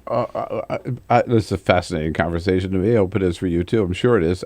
Give us a call at 866-55-PRESS if you have any questions. But Will, I want to ask you that before we take this break. So if it's not the President of the United States who is making the decision about tapping world leaders, I mean, really, I'd like the Queen's cell phone, right, in England or something, which we probably are. I wouldn't be surprised now if we are. who's making that decision? The director of the NSA is saying, "Yeah, let's get Merkel's own phone." Obviously, the director of frightening. NSA is doing this. Is the CIA involved as well? And what's the highest level official who knows that isn't then therefore sharing that information with the key decision maker, the president? I mean, this would mean that Michael Hayden knew when he was in charge of NSA. Keith Alexander, James Clapper. Has the DNI known? You would think that the intelligence apparatus would know, but it's not clear right now. We don't know right now if that extends over to Langley or not. If this is just within the signals intelligence NSA world, it's frightening. It's a big deal, folks. 866-55-PRESS. Let's talk about it. Join the conversation at any time. Of course, anybody riding Amtrak with Michael Hayden would know the same. Would also know. That's too bad. If only Angela Merkel had been on that train car with Michael Hayden, she'd know it all. Will Dobson's here from Slate. We're talking NSA spying. Streaming live video right now at youtube.com/TawkrTV. That's TAWKR-TV. This is The Bill Press Show.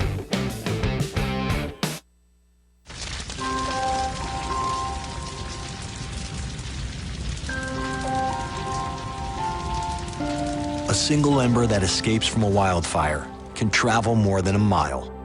That single ember can ignite and destroy your home or even your community. You can't control where that ember will land, only what happens when it does. Get Fire Adapted now at fireadapted.org. Columbine, Virginia Tech, Tucson, Aurora, Fort Hood, Oak Creek, Newtown. Newtown, Newtown. Newtown. How many more?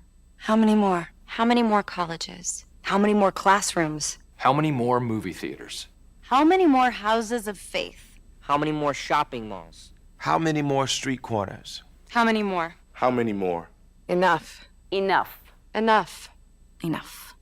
Demand a plan. Right now. As a mom. As a dad. As a friend. As a husband.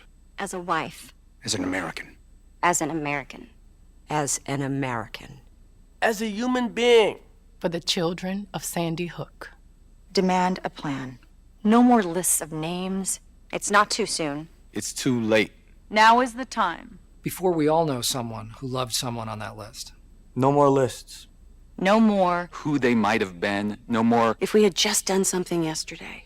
It's time. We can do better than this. We can do better than this. It's time. It's time. It's time for our leaders to act. Demand a plan. Right now. Right now. You! Demand it! Enough. Enough. Enough. Enough.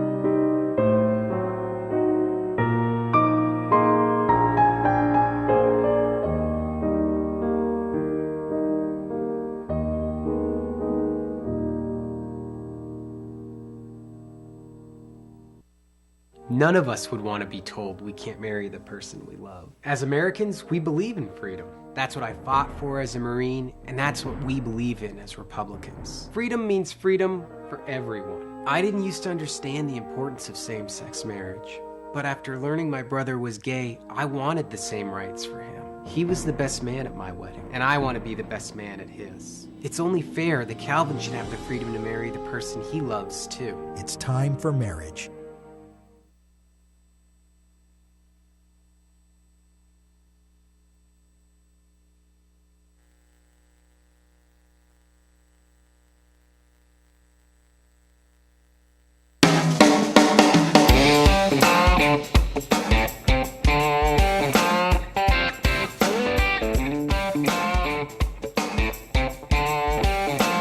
This is the Bill Press Show. Here we go at 12 minutes before the top of the hour. We're talking about the NSA spying on world leaders, including the Chancellor of Germany and now maybe even Italy and Spain. Will Dobson is with us, politics and foreign affairs editor from Slate, slate.com. Peter. Bill, we've all been there where you have maybe a couple of beers that aren't quite cold enough to drink yet, so you have to wait for them to get cold. Or you just drink a warm beer, which I've seen people do. Well, there's a new device. Scientists have discovered a way to use what they're calling a reverse microwave.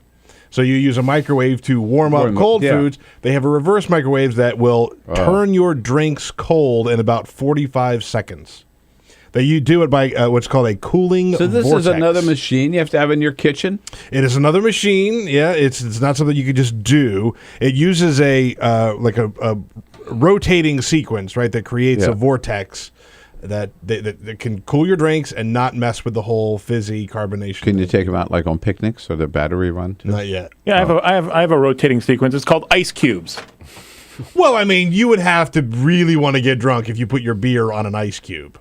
But I'm just saying, like, if you have to have something with the quickness, this will do it for you. All right, I want to come back to the topic of the moment here. Yes, indeed. German beer. Yeah, German right. Beer, German beer. There's the link, right. It's interesting. You know, the administration has been defended in this, actually, by, Republicans are not saying to the administration, you're all wrong about this. No, they love the fact that we're spying.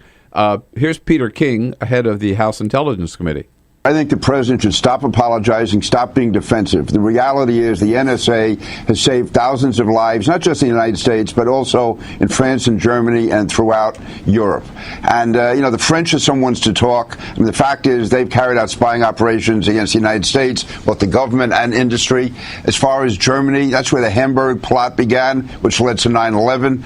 They've had dealings with Iran and Iraq, North Korea, the French and the Germans and other European countries. And we're not doing this for the fun of it. This is to gather valuable intelligence, which helps not just us, but also helps the Europeans. But there you go, Will. It's an important program, valuable intelligence. Right, and the Hamburg plot was uncovered because of soliciting to eavesdropping on German citizens. No, it wasn't. I mean, that was done through good old-fashioned intelligence work.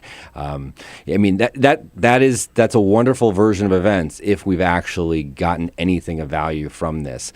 And it's just not clear at all that you have to do this in order to get their cooperation. The Germans are cooperating. The Germans are not in any way hostile to the United States in terms of trying to uncover terrorist plots. We actually are all on the same page on this one.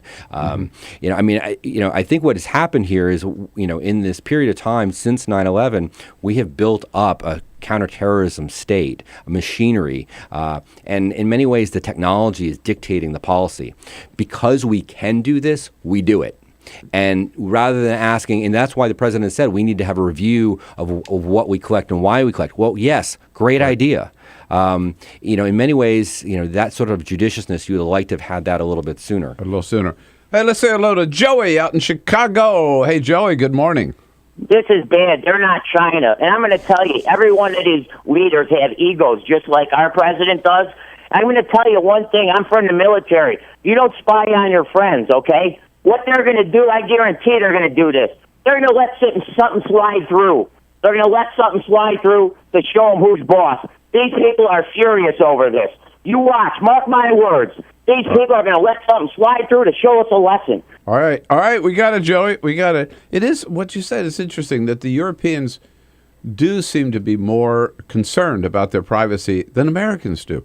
Yes, well, you have a much more... All this monitoring of phone calls, Americans have just sort of said, okay. Yeah. No, that's the thing. All of the Snowden revelations in the U.S. have sort of been received with sort of a, okay. A shrug. Yeah. Shrug, yeah. And in the case of Europe, he's been lauded as a hero for his... he's clearly a whistleblower there. And then when they've seen that actually now the revelations are about their own politics, about U.S. violations, ultimately what rises to the level that German citizens' constitutional rights are being violated by a foreign power. Yeah. So what can the president do here? What should he do? Well, I mean, he has to move really quickly to show that he sincerely was going to do something with this, that he's going to look into it, and that what they're going to want is more than words. Merkel has already said that. They're going to want real accountability in terms of having U.S. officials explain to them the whole depth of the program. We have to come clean. Yeah. Couldn't he just come up and say, look, we shouldn't have done this. We made a mistake. I'm sorry. And here are the limits we're going to put on NSA from now on. Exactly. I mean, he needs to do it because deal with it. There's so many ways in which this administration in the last 12 months is losing support from allies. I mean, we're becoming very unpredictable and unreliable. And you see this not just in Europe. You see it through the president's policies on Syria, sort of the erratic behavior of the policy, the government shutdown. He can't go to Asia on a diplomatic tour when he needs to. Asia's wondering what's up. I mean, across the globe, it was a South American Brazilian president canceled her state visit for the same reason. There's almost no part of the world that's not being affected by this. And so he needs to act quickly. He's got to act quickly. He's got to fix it. Hey, Will, so good to see you. Thanks for coming in. My pleasure. Will Dobson from Slate, slate.com, and I'll come back and tell you what the president's up to today. This is the Bill Press Show.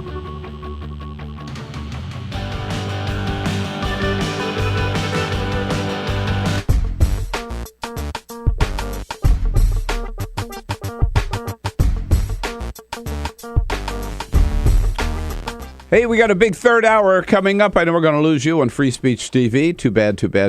But you can continue to watch the video stream on TawkrTV, youtube.com/TawkrTV. And on our third hour, Seung Kim, Politico reporter on the Hill, will be along because Congress comes back in session this week. Let us know what we can expect, if anything, from the Hill. And Angela Kelley from the Center for American Progress on the prospects for immigration reform this year. Hour number 3.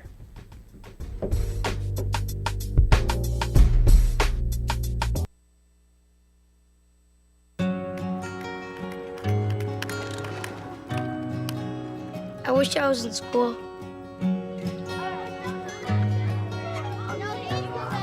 If only I had a math test today. Or a book report to give. I wish I was in school.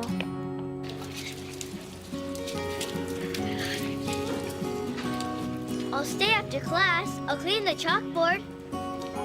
I'll do extra homework. I'll skip recess. I wish I was in school. I wish I was in school. I really wish I was in school. School ends, but free lunches for your kids don't have to. Find your local food bank at feedingamerica.org/summer meals for help. Together, we're feeding America.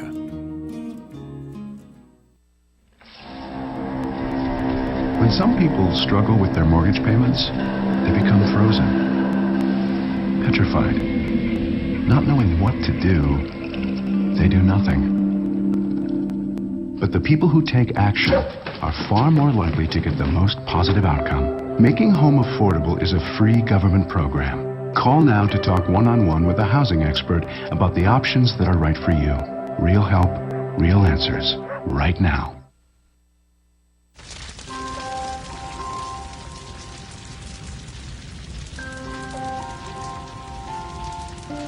A single ember that escapes from a wildfire can travel more than a mile.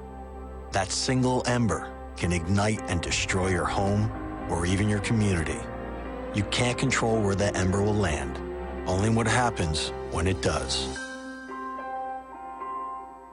Get Fire Adapted now at fireadapted.org.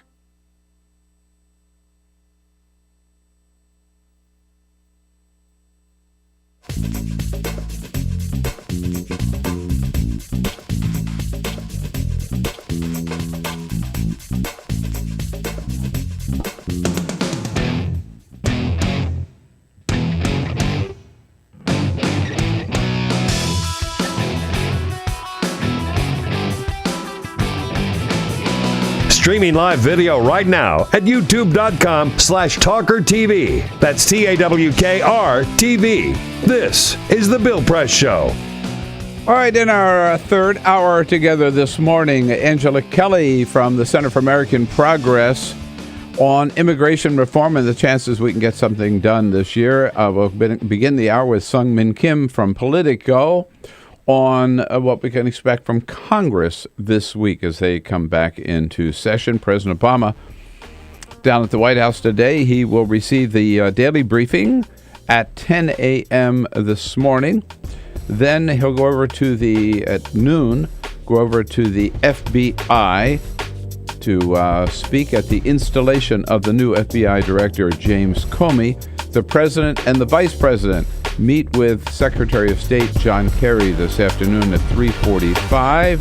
We White House reporters will assemble at 12:45 for our briefing with Jay Carney. This is the Bill Press Show.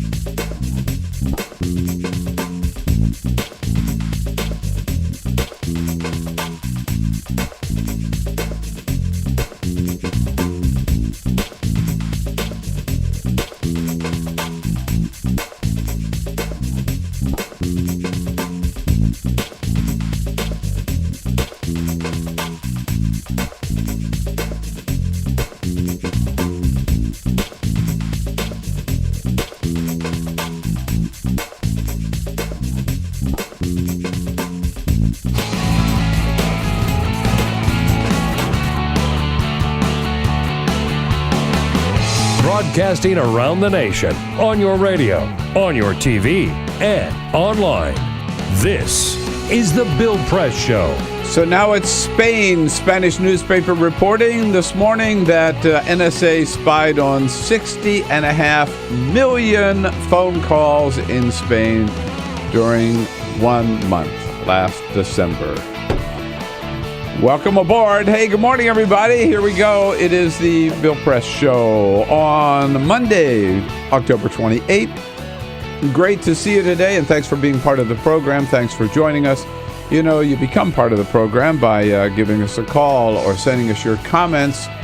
Your comments welcome on Twitter at BP Show, on Facebook at facebook.com/Bill Press Show, and by phone the old-fashioned way at 866-55-PRESS. Good to hear from you, however you join us, as we cover the news of the day here from our nation's capital, around the country, or around the globe. We got the whole team here in place, Peter Ogburn and Dan Henning. Hey, guys. Good morning. Happy Monday. Dan's last day, and Dan's... You got one more hour? It's my last hour. I think I got one more hour. One more hour You can left. do a lot of damage in fly this time. fly the 747. Before he runs out of gas. You can do a lot of damage in there. Right. Alicia Cruz standing by. Thank God she could take over if Dan falters. She's got the phones covered. And Cyprian Bolding has us looking good on the video cam. You can not only listen on your local progressive talk radio station, because we are a radio show, but you can watch this radio show online at TawkrTV, TAWKR TV. You got it. Everybody knows how to spell Talker. Absolutely, yeah. Right? YouTube.com/TawkrTV is how you get there. Congress comes back, both the House and the Senate come back from a long weekend. Yet another one this afternoon, this evening. We'll see what kind of trouble they can get into. And to tell us all about it, Seung Kim joins us. She covers the Hill for Politico. Hi, Seung. Good morning. Good morning to you. Nice to see you. Nice to see you, too. You're excited about all the activity this week? I am. All the hearings, all the big legislation that's going to get passed this week. All the big legislation that's not going to get get passed this week. Well, one thing you will be talking about, of course, are the problems with the healthcare exchange, the website that went forward. Kathleen Sebelius will be testifying. We'll talk more about that in a second, but she is also the the target of a lot of late-night comics, of course, as head of the HHS. Saturday Night Live had a lot of fun this weekend. Kate McKinnon playing the secretary, saying, there's some ways that here's some tips on what to do if you can't get through the website exchange. I have a number of friendly tips to help you deal with those technical problems. Here's one of them. For example, have you tried restarting your computer? Sometimes it helps to turn the computer off and then turn it back on. We don't know why, it just does. But you know why? I mean, that is funny, but Peter, you have actually given me advice sometimes, like on my cell phone, I was having a problem. Well, just turn it off and turn it back on again. Yeah, sure. Sometimes it works, Shake it a little bit, tap it a little. Reset. Yeah, exactly. Exactly. Tap it, shake it, turn it on, turn it off, right? They also came up with the idea that if you can't get through the Health Exchange website, then maybe you could try some other website. And if our site keeps freezing, we've also provided links to other helpful websites, such as kayak.com, where you can purchase airline tickets to Canada and buy cheaper prescription drugs. And you can sign up for the Canadian health plan while you're there. There you go. Yeah, it's a better plan than ours because it's single payer. See? So there you go. All right, at 10 minutes after the hour, we'll be talking here what to expect from Congress with Seung Kim in this first half hour, and then Angela Kelley will join us from the Center for American Progress to talk more in detail about immigration reform. But first, this is the Full Court Press. And for my final time, other headlines making news on this Monday, another Chris Brown arrest. And yes, again, for felony assault. The R&B singer was locked up early yesterday morning here in Washington, D.C. after punching a man in the face and breaking his nose. According to TMZ, Brown claims the man was trying to get on his tour bus. The victim says he was simply trying to take a picture. Brown's still on probation from his 2009 arrest for beating his then-girlfriend, Rihanna. Do you think this guy could be trouble? I could be wrong, but I think Chris Brown might be trouble. You think so? I could be wrong. Started to just get that feeling, huh? By the way, I saw, something tells me he might be trouble. I saw he's still in jail in D.C. Yeah, he's in court this morning. Yeah. Yep. Wow. Yeah, they kept him in locked up yesterday all day. Wow. So that's putting a dent in his tour. I wonder what that does, though. I mean, because he's had so many problems. He clearly has anger issues. He's a good bodyguard around him. Well, that's the thing. His bodyguard also got arrested. So. That's an issue there. Yeah, all right. In sports, the World Series is all tied up. He only had one job. Right? World Series is all tied up at 2 games apiece thanks to a 3-run homer from the Boston Red Sox left fielder Johnny Gomes in the 6th inning last night to propel a come-from-behind 4-2 victory over the St. Louis Cardinals. That guarantees at least a Game 6 at Fenway Park in Boston after Game 5, still in St. Louis tonight. That features a rematch of John Lester and Adam Wainwright from earlier in the series.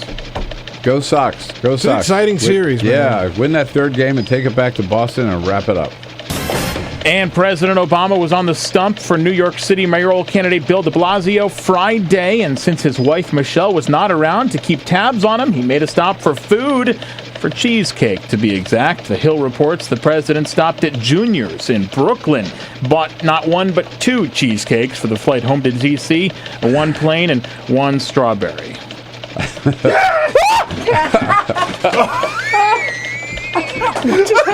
Oh my God. I don't know what just happened. Cyprian just scared me. Oh my God. You just screamed. That was a shriek. What in the world? That's funny. That was awesome. Oh, Cyprian. Cyprian got Cyprian. Oh my God. Cyprian's right. Wow, there's my. That's for you. Well Get done. out. Oh. Okay. Get out. Leave us the keys on your way out the door. That's right, Cyprian. Good job. There you go, Good man. job. Play Yeah, whatever indeed. Wow. Let me collect myself. Is Cyprian back at his post now? Yes, he is. Are we back on camera? I'm just watching the replay. I got to watch this. I'm sorry. If you missed it. If you missed it, for our radio friends, Cyprian snuck into the control booth here and grabbed Dan from behind by the arm. That was why the shriek was there. Well, it's Halloween. You expect you expect little things like that. Yeah, exactly. Can we hear that shriek again, Dan? What? I just saw the replay. Oh my God!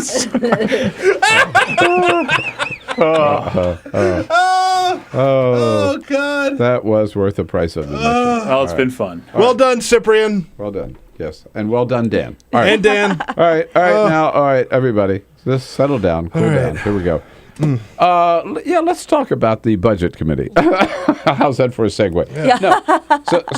So they're coming back. I mean, I don't expect them to get anything done before the end of the year. I know some people say I'm just a pessimist, but they do one item that they are supposed to get done by December 13th. 13th, sorry. Yeah.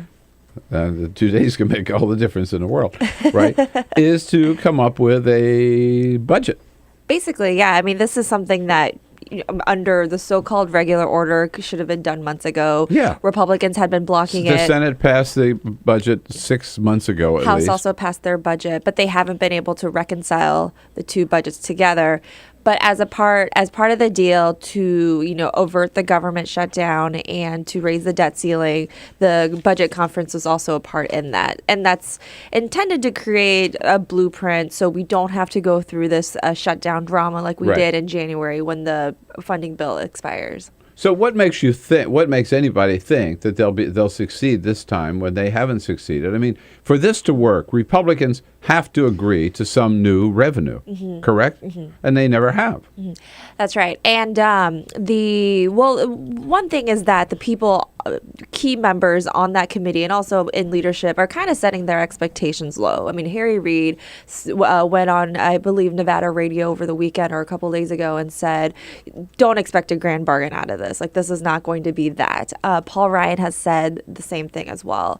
So if you kind of set your expectations a little lower, and there can be some sort of areas where the two sides can't agree. I know Paul Ryan's talked about raising some revenue through closing some tax loopholes. It doesn't raise a whole lot of money, but enough to maybe get some sort of changes to spending cuts that Democrats could also agree to. So they're kind of starting on that plane now. Right. The revenue increases that the president's talking about are from getting rid of the loopholes on insurance, on oil companies, and also on owners of private jets. Yeah, he's also talked about that a lot. Right. Which Republicans have resisted as well. So Democrats have agreed to considerable spending cuts, but they just want some balance, right, from some increased revenue. So what if they don't come to a deal by December 13? What's going to happen? It's going to be, similar to what we have gone through. We had the sequester the last time. And they're not going to find a way to avert the sequester. Right now, I mean, we know it actually the spending level goes a little bit even lower in January to $967 billion a year.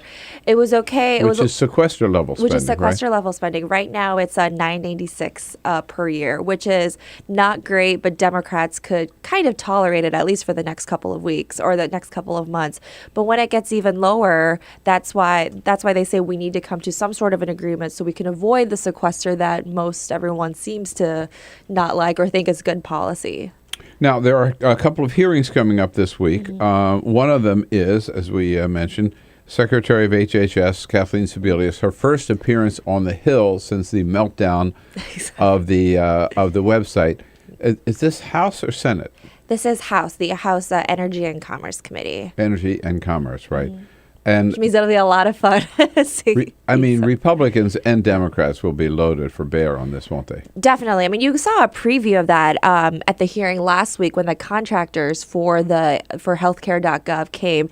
Democrats and Republicans were both very tough on the contractors and saying, why didn't we know about this earlier? How much testing did you do before it rolled out? And that's when we learned, things like even not even 2 weeks before the healthcare exchanges opened, they hadn't done a full run through, and there were a lot of bugs and a lot of problems. And since in this case the buck really stops with Sebelius, you can expect a lot of tough questions from both parties on Wednesday. And her job there will just be to go in and take it, I guess. Huh? Pretty much. I mean, a lot of Republicans have called for her to resign. Democrats haven't gone that far as of now, even the ones who've been very critical of what's happened. So it'll be interesting to see, how tough Republicans go on Sebelius and her responsibility for the botched rollout. But also, the purpose of this hearing is not to present some legislation that would fix the problem, or not to present some legislation that would provide some improvements to the Affordable Care Act or anything. It's really just a kind of a gotcha hearing, isn't it? They, as Republicans, haven't yet rolled out any sort of legislative fixes to or they have in some parts, but their goal is to repeal it. We saw that for the last several weeks with the fight over the shutdown. So I think this has given them a pretty great political opportunity to really go after this law that they don't like, which does have a lot of flaws, as we've seen the last several weeks. Also a hearing this week on gun safety. Boy, that issue talk about an issue that's gotten lost. Exactly. This is it's a hearing on a Senate subcommittee. It's going to be chaired by Dick Durbin. It was actually supposed to be held in mid-September, but was postponed because of the Navy Yard shootings. It was supposed to be, I believe, the day after the shootings occurred. So it's going to focus on these so-called stand your ground laws, which we know was an issue in the whole Trayvon Martin case down in Florida. I believe his mother, Sabrina Fulton, had been scheduled to testify the first time around. I believe she's going to. She will most likely show up tomorrow, although the list hasn't yet been confirmed. So it'll be fascinating to see what the debate, how the debate emerges and where that gun control debate goes from here, because you're right, it has been very lost on the Hill. And I must admit, I'll have to check during the break, but I've gotten kind of lost on this. I thought the Senate passed gun safety legislation, didn't it? It did not. In April, they did not get enough votes to overcome a filibuster. Oh, that's right. Because a lot of Democrats, so it never did get over to the House. Yeah, right. Democrats such as Heidi Heitkamp had opposed it. Right. Okay. So this is an attempt to resurrect that, I guess, right? At least bring it back to the forefront, too. And then there is immigration, and we also have the looming question of what happens on January 15 when the government is scheduled to shut down again, unless Congress can agree to keep it open. Seung Min Kim covers the Congress. That's her job for Politico. She's in studio with us. Your questions, your comments about what you're up to or what they might or might not get done, 866-55-PRESS. 866-55-PRESS. Always welcome. Join us. Follow us on Twitter @BP Show. This is The Bill Press Show.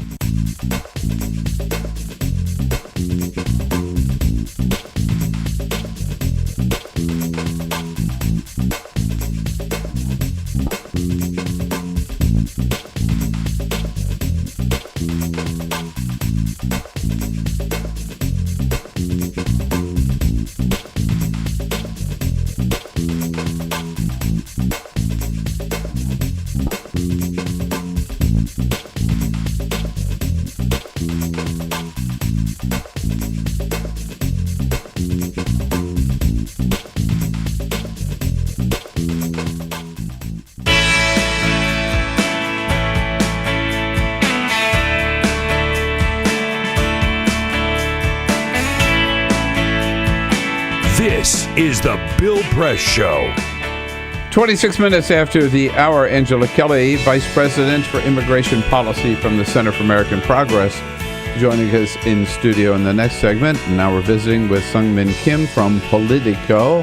Covers the Hill, and her gang will be back in town tonight. But you can't wait. I love them. I love it when they're in town. You'll be there right there at the door, greeting them as they come in. Exactly. Yeah. In case you missed it, by the way, we talked about this earlier, but it's worth mentioning again. So the next step in the Edward Snowden drama is we have now found out that in the NSA, which we've already been reporting about how it had tapped Angela Merkel's phone and was spying on German citizens. So now Spanish media is reporting that the NSA collected data on 60 million phone calls in the span of 1 month between December 10th and January 8th.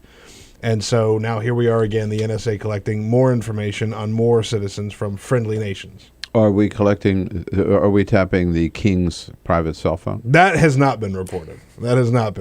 Although, I mean, I wouldn't be surprised. Kim, it's interesting that there have been no hearings scheduled yet. I mean, how many hearings we've had on Benghazi and how many hearings on the NSA? I don't remember one on IRS, but I don't remember one on NSA. Probably because Republicans really like this spying, right? And it's also it's an issue that's really divided the two parties. I mean, it's one of those issues where a little bit strange coalition of libertarian Republicans and liberal Democrats coalesce together. There's really no clear consensus. I mean, there was a vote on a defense authorization bill on the NSA issues a few months back. I don't know exactly when.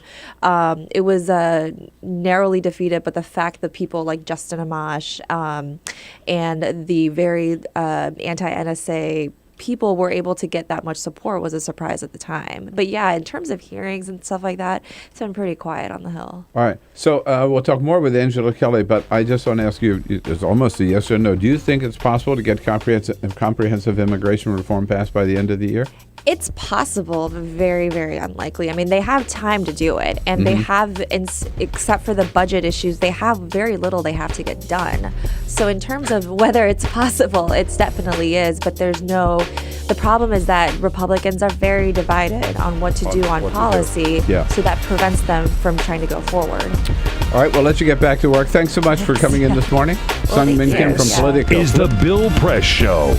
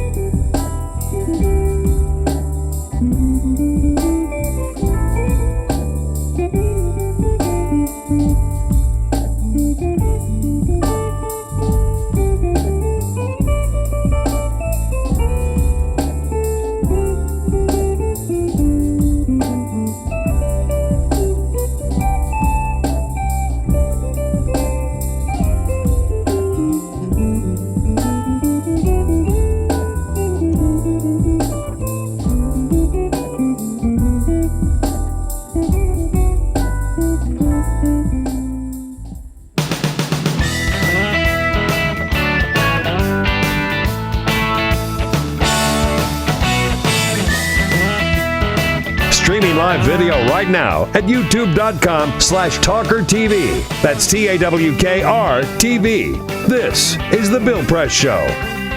Here we go, 33 minutes after the hour. It's Monday morning, October 28th, the Bill Press Show. Angela Kelley will be joining us shortly from the Center for American Progress. And thank you for joining us today. I find Mondays tough. Yeah. You know? It's tough. Fridays are tough and Mondays are tough. Fridays aren't that tough. Well, they're tough because by the end of the week, you're pretty beat up. But then Mondays, you're just not ready to get going yet. You know, it takes you a while. Let's get moving here. So I hear you. All right. I hear you. All right. We're managing pretty well. And wanted to bring you up to date before we get into immigration with Angela Kelley on the latest on the NSA. But, Peter, you had another story. Yeah, we knew that the fight for the Wyoming Senate seat was going to get ugly between Mike Enzi, the incumbent, and Liz Cheney, who was challenging him. In July, the New York Times did a big piece on Enzi, and he talked about his relationship with Dick Cheney. He said they got along pretty well, didn't he? He said they got along very well. He even recalled one particular fly fishing tournament that they were in together, that they fished together. He said they fished together. Fishing buddies. Fishing buddies in the Snake River in Wyoming, right? That was in July. Well, over the weekend, on This Week on ABC, Dick Cheney was out there.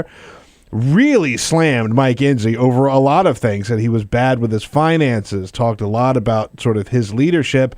But the unkindest cut of all, Cheney says, quote, Mike also said he and I are fishing buddies, which is simply not true. Never happened. No. I mean, what honor is there if you call a man a fishing buddy and you don't actually fish with him? But fishermen always lie about the one that got away. That's true. This is just another fish tale. Another fish tale. That's right. It's a good point. In this case, Mike Enzi is the one that got away. Right? That's what it sounds like.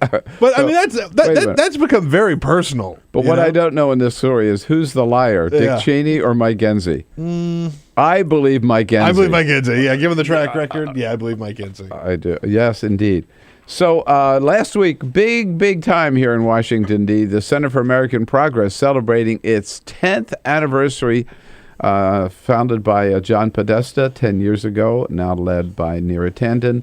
And, of course, and one of the stars at the Center for American Progress, Angela Kelley, keeps track of immigration for them. Happy anniversary. Welcome. Nice to see you. Thanks for coming in this morning. Feels good to be 10. You guys had a good big party last week, too. We did. I mean, John Kerry was there, Jerry Brown was there, Hillary Clinton. Yep, Al Gore. It was quite the party. Yeah. It was good. And a lot of talk about immigration. Did people Yeah, sure. It came up as an issue that politically is fascinating because the Republicans are in a headlock and they need to get out of that.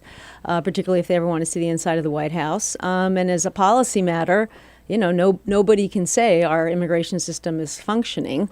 And we've got 11 million people without papers. So, yes. The question is, do we have time to get it done? Yeah. Interestingly enough, given this Congress, do we have time to get it done? So we're, look, it's a crystal ball that's trying to predict the unpredictable, as you said, given this Congress. But, interestingly, on Friday, there was a colloquy, which is, Washington speak for when House members speak on the floor to one another, between Steny Hoyer and Eric Cantor. So we've got leaders in both parties. And Hoyer was politely pressing Cantor, saying, will we get to immigration? And Cantor said, yes, I think we'll get to it this year. And Boehner earlier in the week said the same thing. And you've got two Republicans that were reported in the papers last week saying they're working on bills dealing with the 11 million.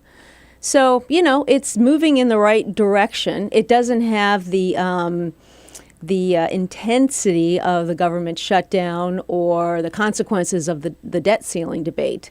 But I do think that Republicans get that they've got a problem on their hands and they can't wait 13 months and hope that, they can just kind of push it off until after the elections. Okay, so if there are more and more voices among Republicans who are saying maybe we can get this done and we've got to get this done. At the same time, one big name who was part of the group of 8 that put together the immigration, this package, Marco Rubio, has said, I think this is a wrong approach now. We should not try to do a comprehensive approach, but do step by step by step.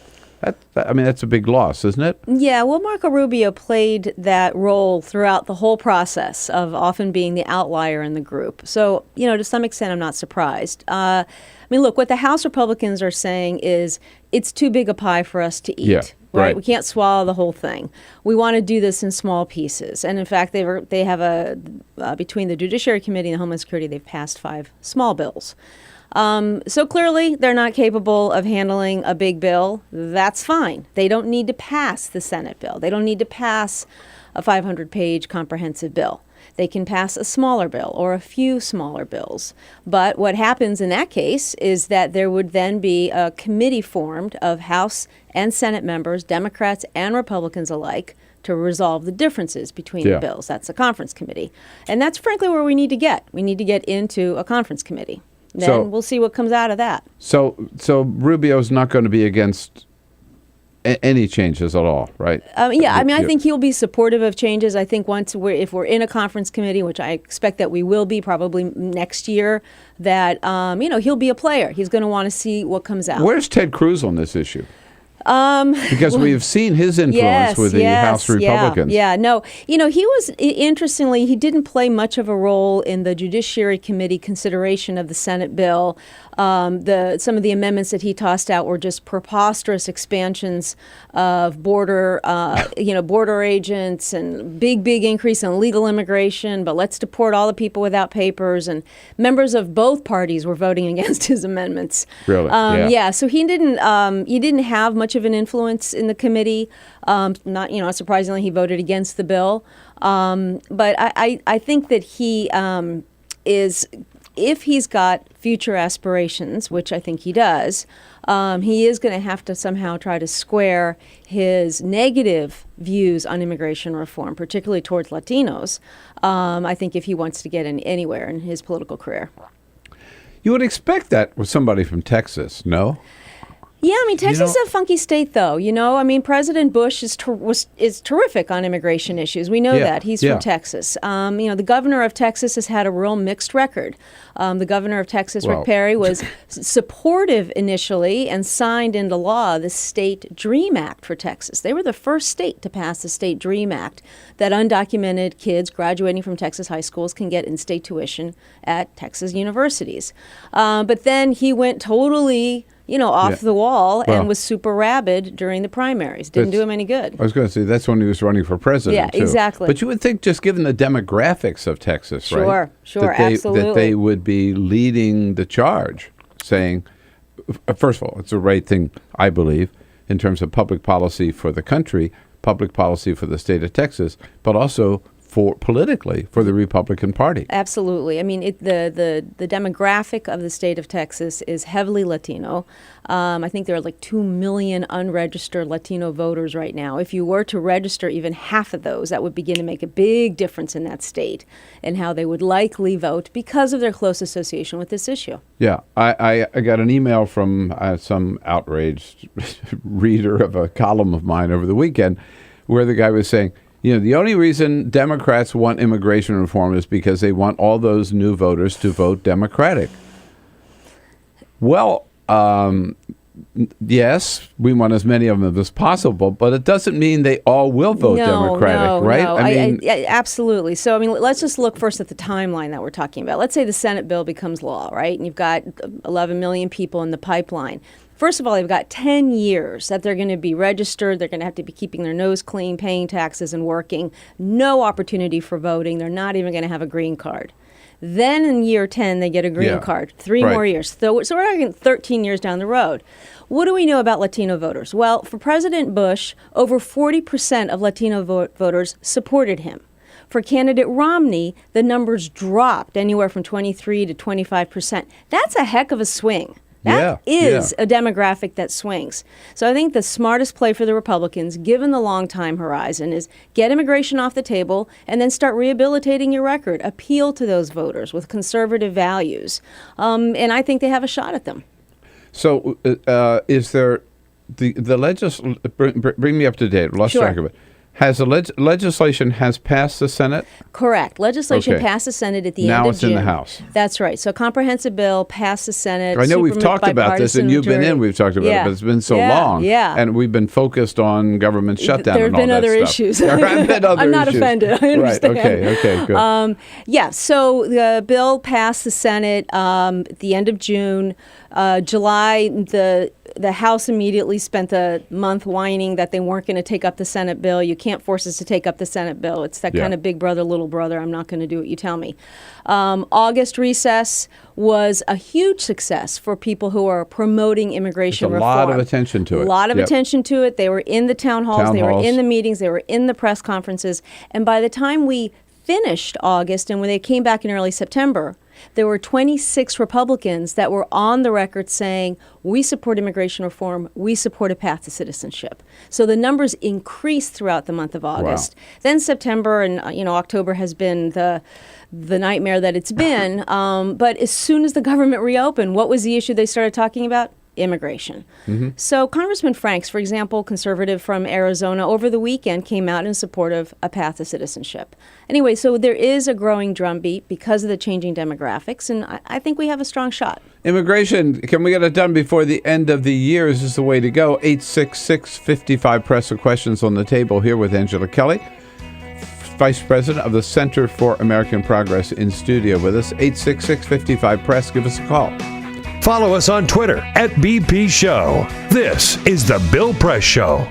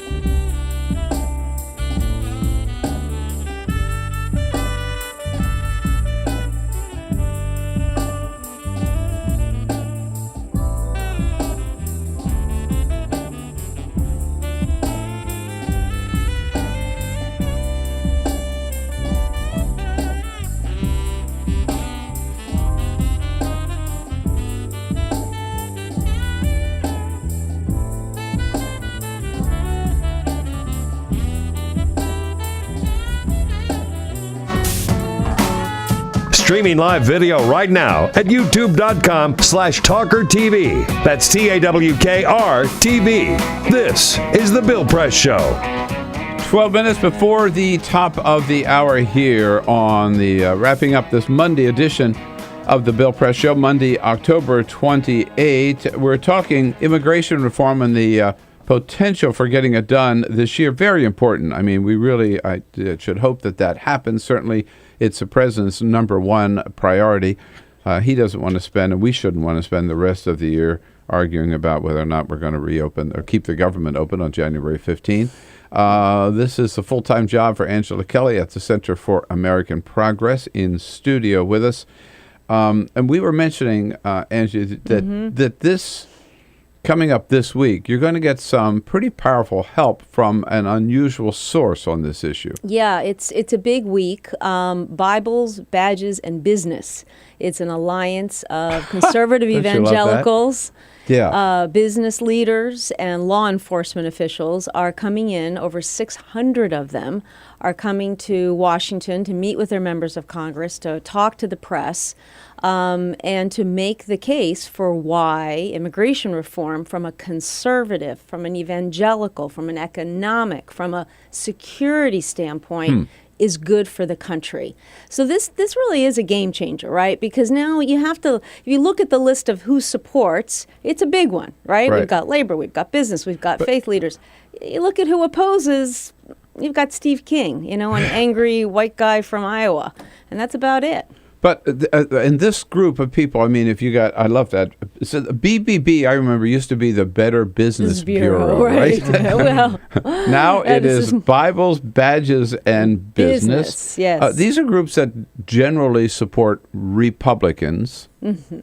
Exactly. Right? They're meeting with almost all Republicans. And they're meeting with almost all Republicans right. here when they come to Washington. That's right. So they're bringing a really different message, right? Yes, their message is one grounded in their faith, one in their experience as business people, and one in their experience as law enforcement officials.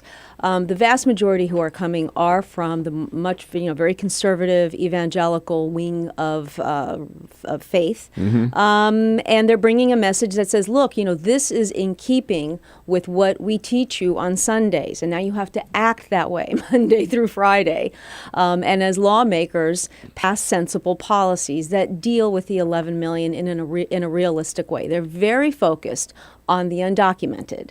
And this, notion that we're going to deport them all and send them home, they argue is crazy, and it goes against our traditions. It goes against our faith. They are home. Plus, it's just not realistic. I mean, it's not realistic. We would spend $285 billion over just the first few years of more government resources to try to deport everybody and cause massive disruptions to not only businesses, but to communities, right? So if you add the fact that the immigration activists, all those different great organizations out there can get the Democrats on board, and these faith, business, and law enforcement leaders can get the Republicans on board, you've got the makings of a deal. Yeah, absolutely. One would think. So now you need the leadership, right, of John Boehner to bring this to a vote in front of the full House, the way he ended up doing on the debt limit shutdown deal. The shutdown deal, right? Exactly. And if he does that, I think we've got the votes, you right? Got the votes. I think we've got the votes because you're right. Because the Democratic support, there's a Democrats immigration bill that was introduced a few weeks ago. Within the first 5 days, it had 170 co-sponsors. It's now up to about 186. A Republican, Jeff Denham from California, got on that bill over the weekend. I wouldn't be surprised if a handful of other Republicans got on a massively weighted Democratic bill. It's a smart bill. It's mainly the Senate bill plus some House border provisions. But my point is that you can do the math, and the math is on our side. We can easily get to 218 to pass a bill. The question is, will Boehner bring it up, and is he going to require that a majority of Republicans vote for the bill, the so-called Hastert rule, which he seems to break on a regular basis? So I think those are the calculations that he's making about which of the bills, the smaller bills that the House has considered, will they bring up. Yeah, and Boehner's got to make the decision too, I guess, that 2014 is all important for him, because that's when he wants to hold on to the House. That's right. But 2016 is also important for the party if they want to have any chance of capturing the White House. That's right. And even in terms of the House, you have a number of particularly California Republicans, some New York Republicans. That's the group that we see coming out for immigration reform because their districts are split. You know, they went heavily for Obama, and these are Republicans that are just hanging on to their job. So they have an incentive to get this done for the 2014 elections as well. Right. Well, it's exciting, and I hope it works. And you're going to have to. We're all going to have to keep the pressure on. And one of the leaders, of course, the Center for American Progress, Angela Kelley. Thank you so much for all the good work you're doing. Thanks for coming in. Thanks. And I'll be back with a quick parting shot for today. This is the Bill Press Show.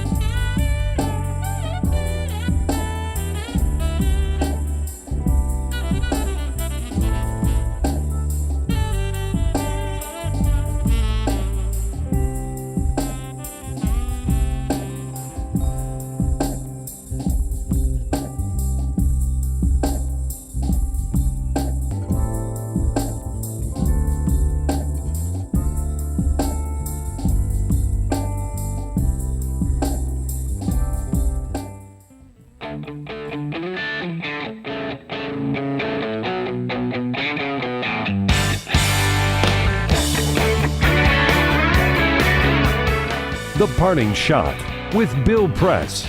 This is the Bill Press Show. Hey, and on this Monday, October 28, my parting shot for today, remember, reach out and touch someone? Well, President Obama did. The problem is the person he reached out and touched was German Chancellor Angela Merkel, and she's not happy about it. When the German magazine Der Spiegel reported that NSA had been tapping Merkel's personal cell phone, she was so pissed she called Obama immediately and told him to knock it off. Well, she's probably even more upset now since it was reported over the weekend we've been tapping her private phone since 2002 and that President Obama's known about it since 2010. Now, I know most Americans believe, so what? Everybody spies on everybody, so it's no big deal. But I disagree. Sure, among nations, we spy on our friends and enemies all the time, and they spy on us. But tapping the personal private cell phone of a friendly world leader, I think, is totally different. Listen, we would not tolerate that practice for our own president, so we should not be doing it to other world leaders either. That's my parting shot for today, folks. Arthur Delaney from Huffington Post and Igor Volsky from Think Progress will be joining us tomorrow. Dan Henning will not be joining us tomorrow. So, Dan, we thank you for 6.5 good years. Thanks for everything, Bill. I appreciate it. Godspeed in your new job. But we'll be back. Peter Ogbar and Alicia Cruz and Cyprian Baldwin will be here. We'll see you again tomorrow. Have a good This is the Bill Press Show.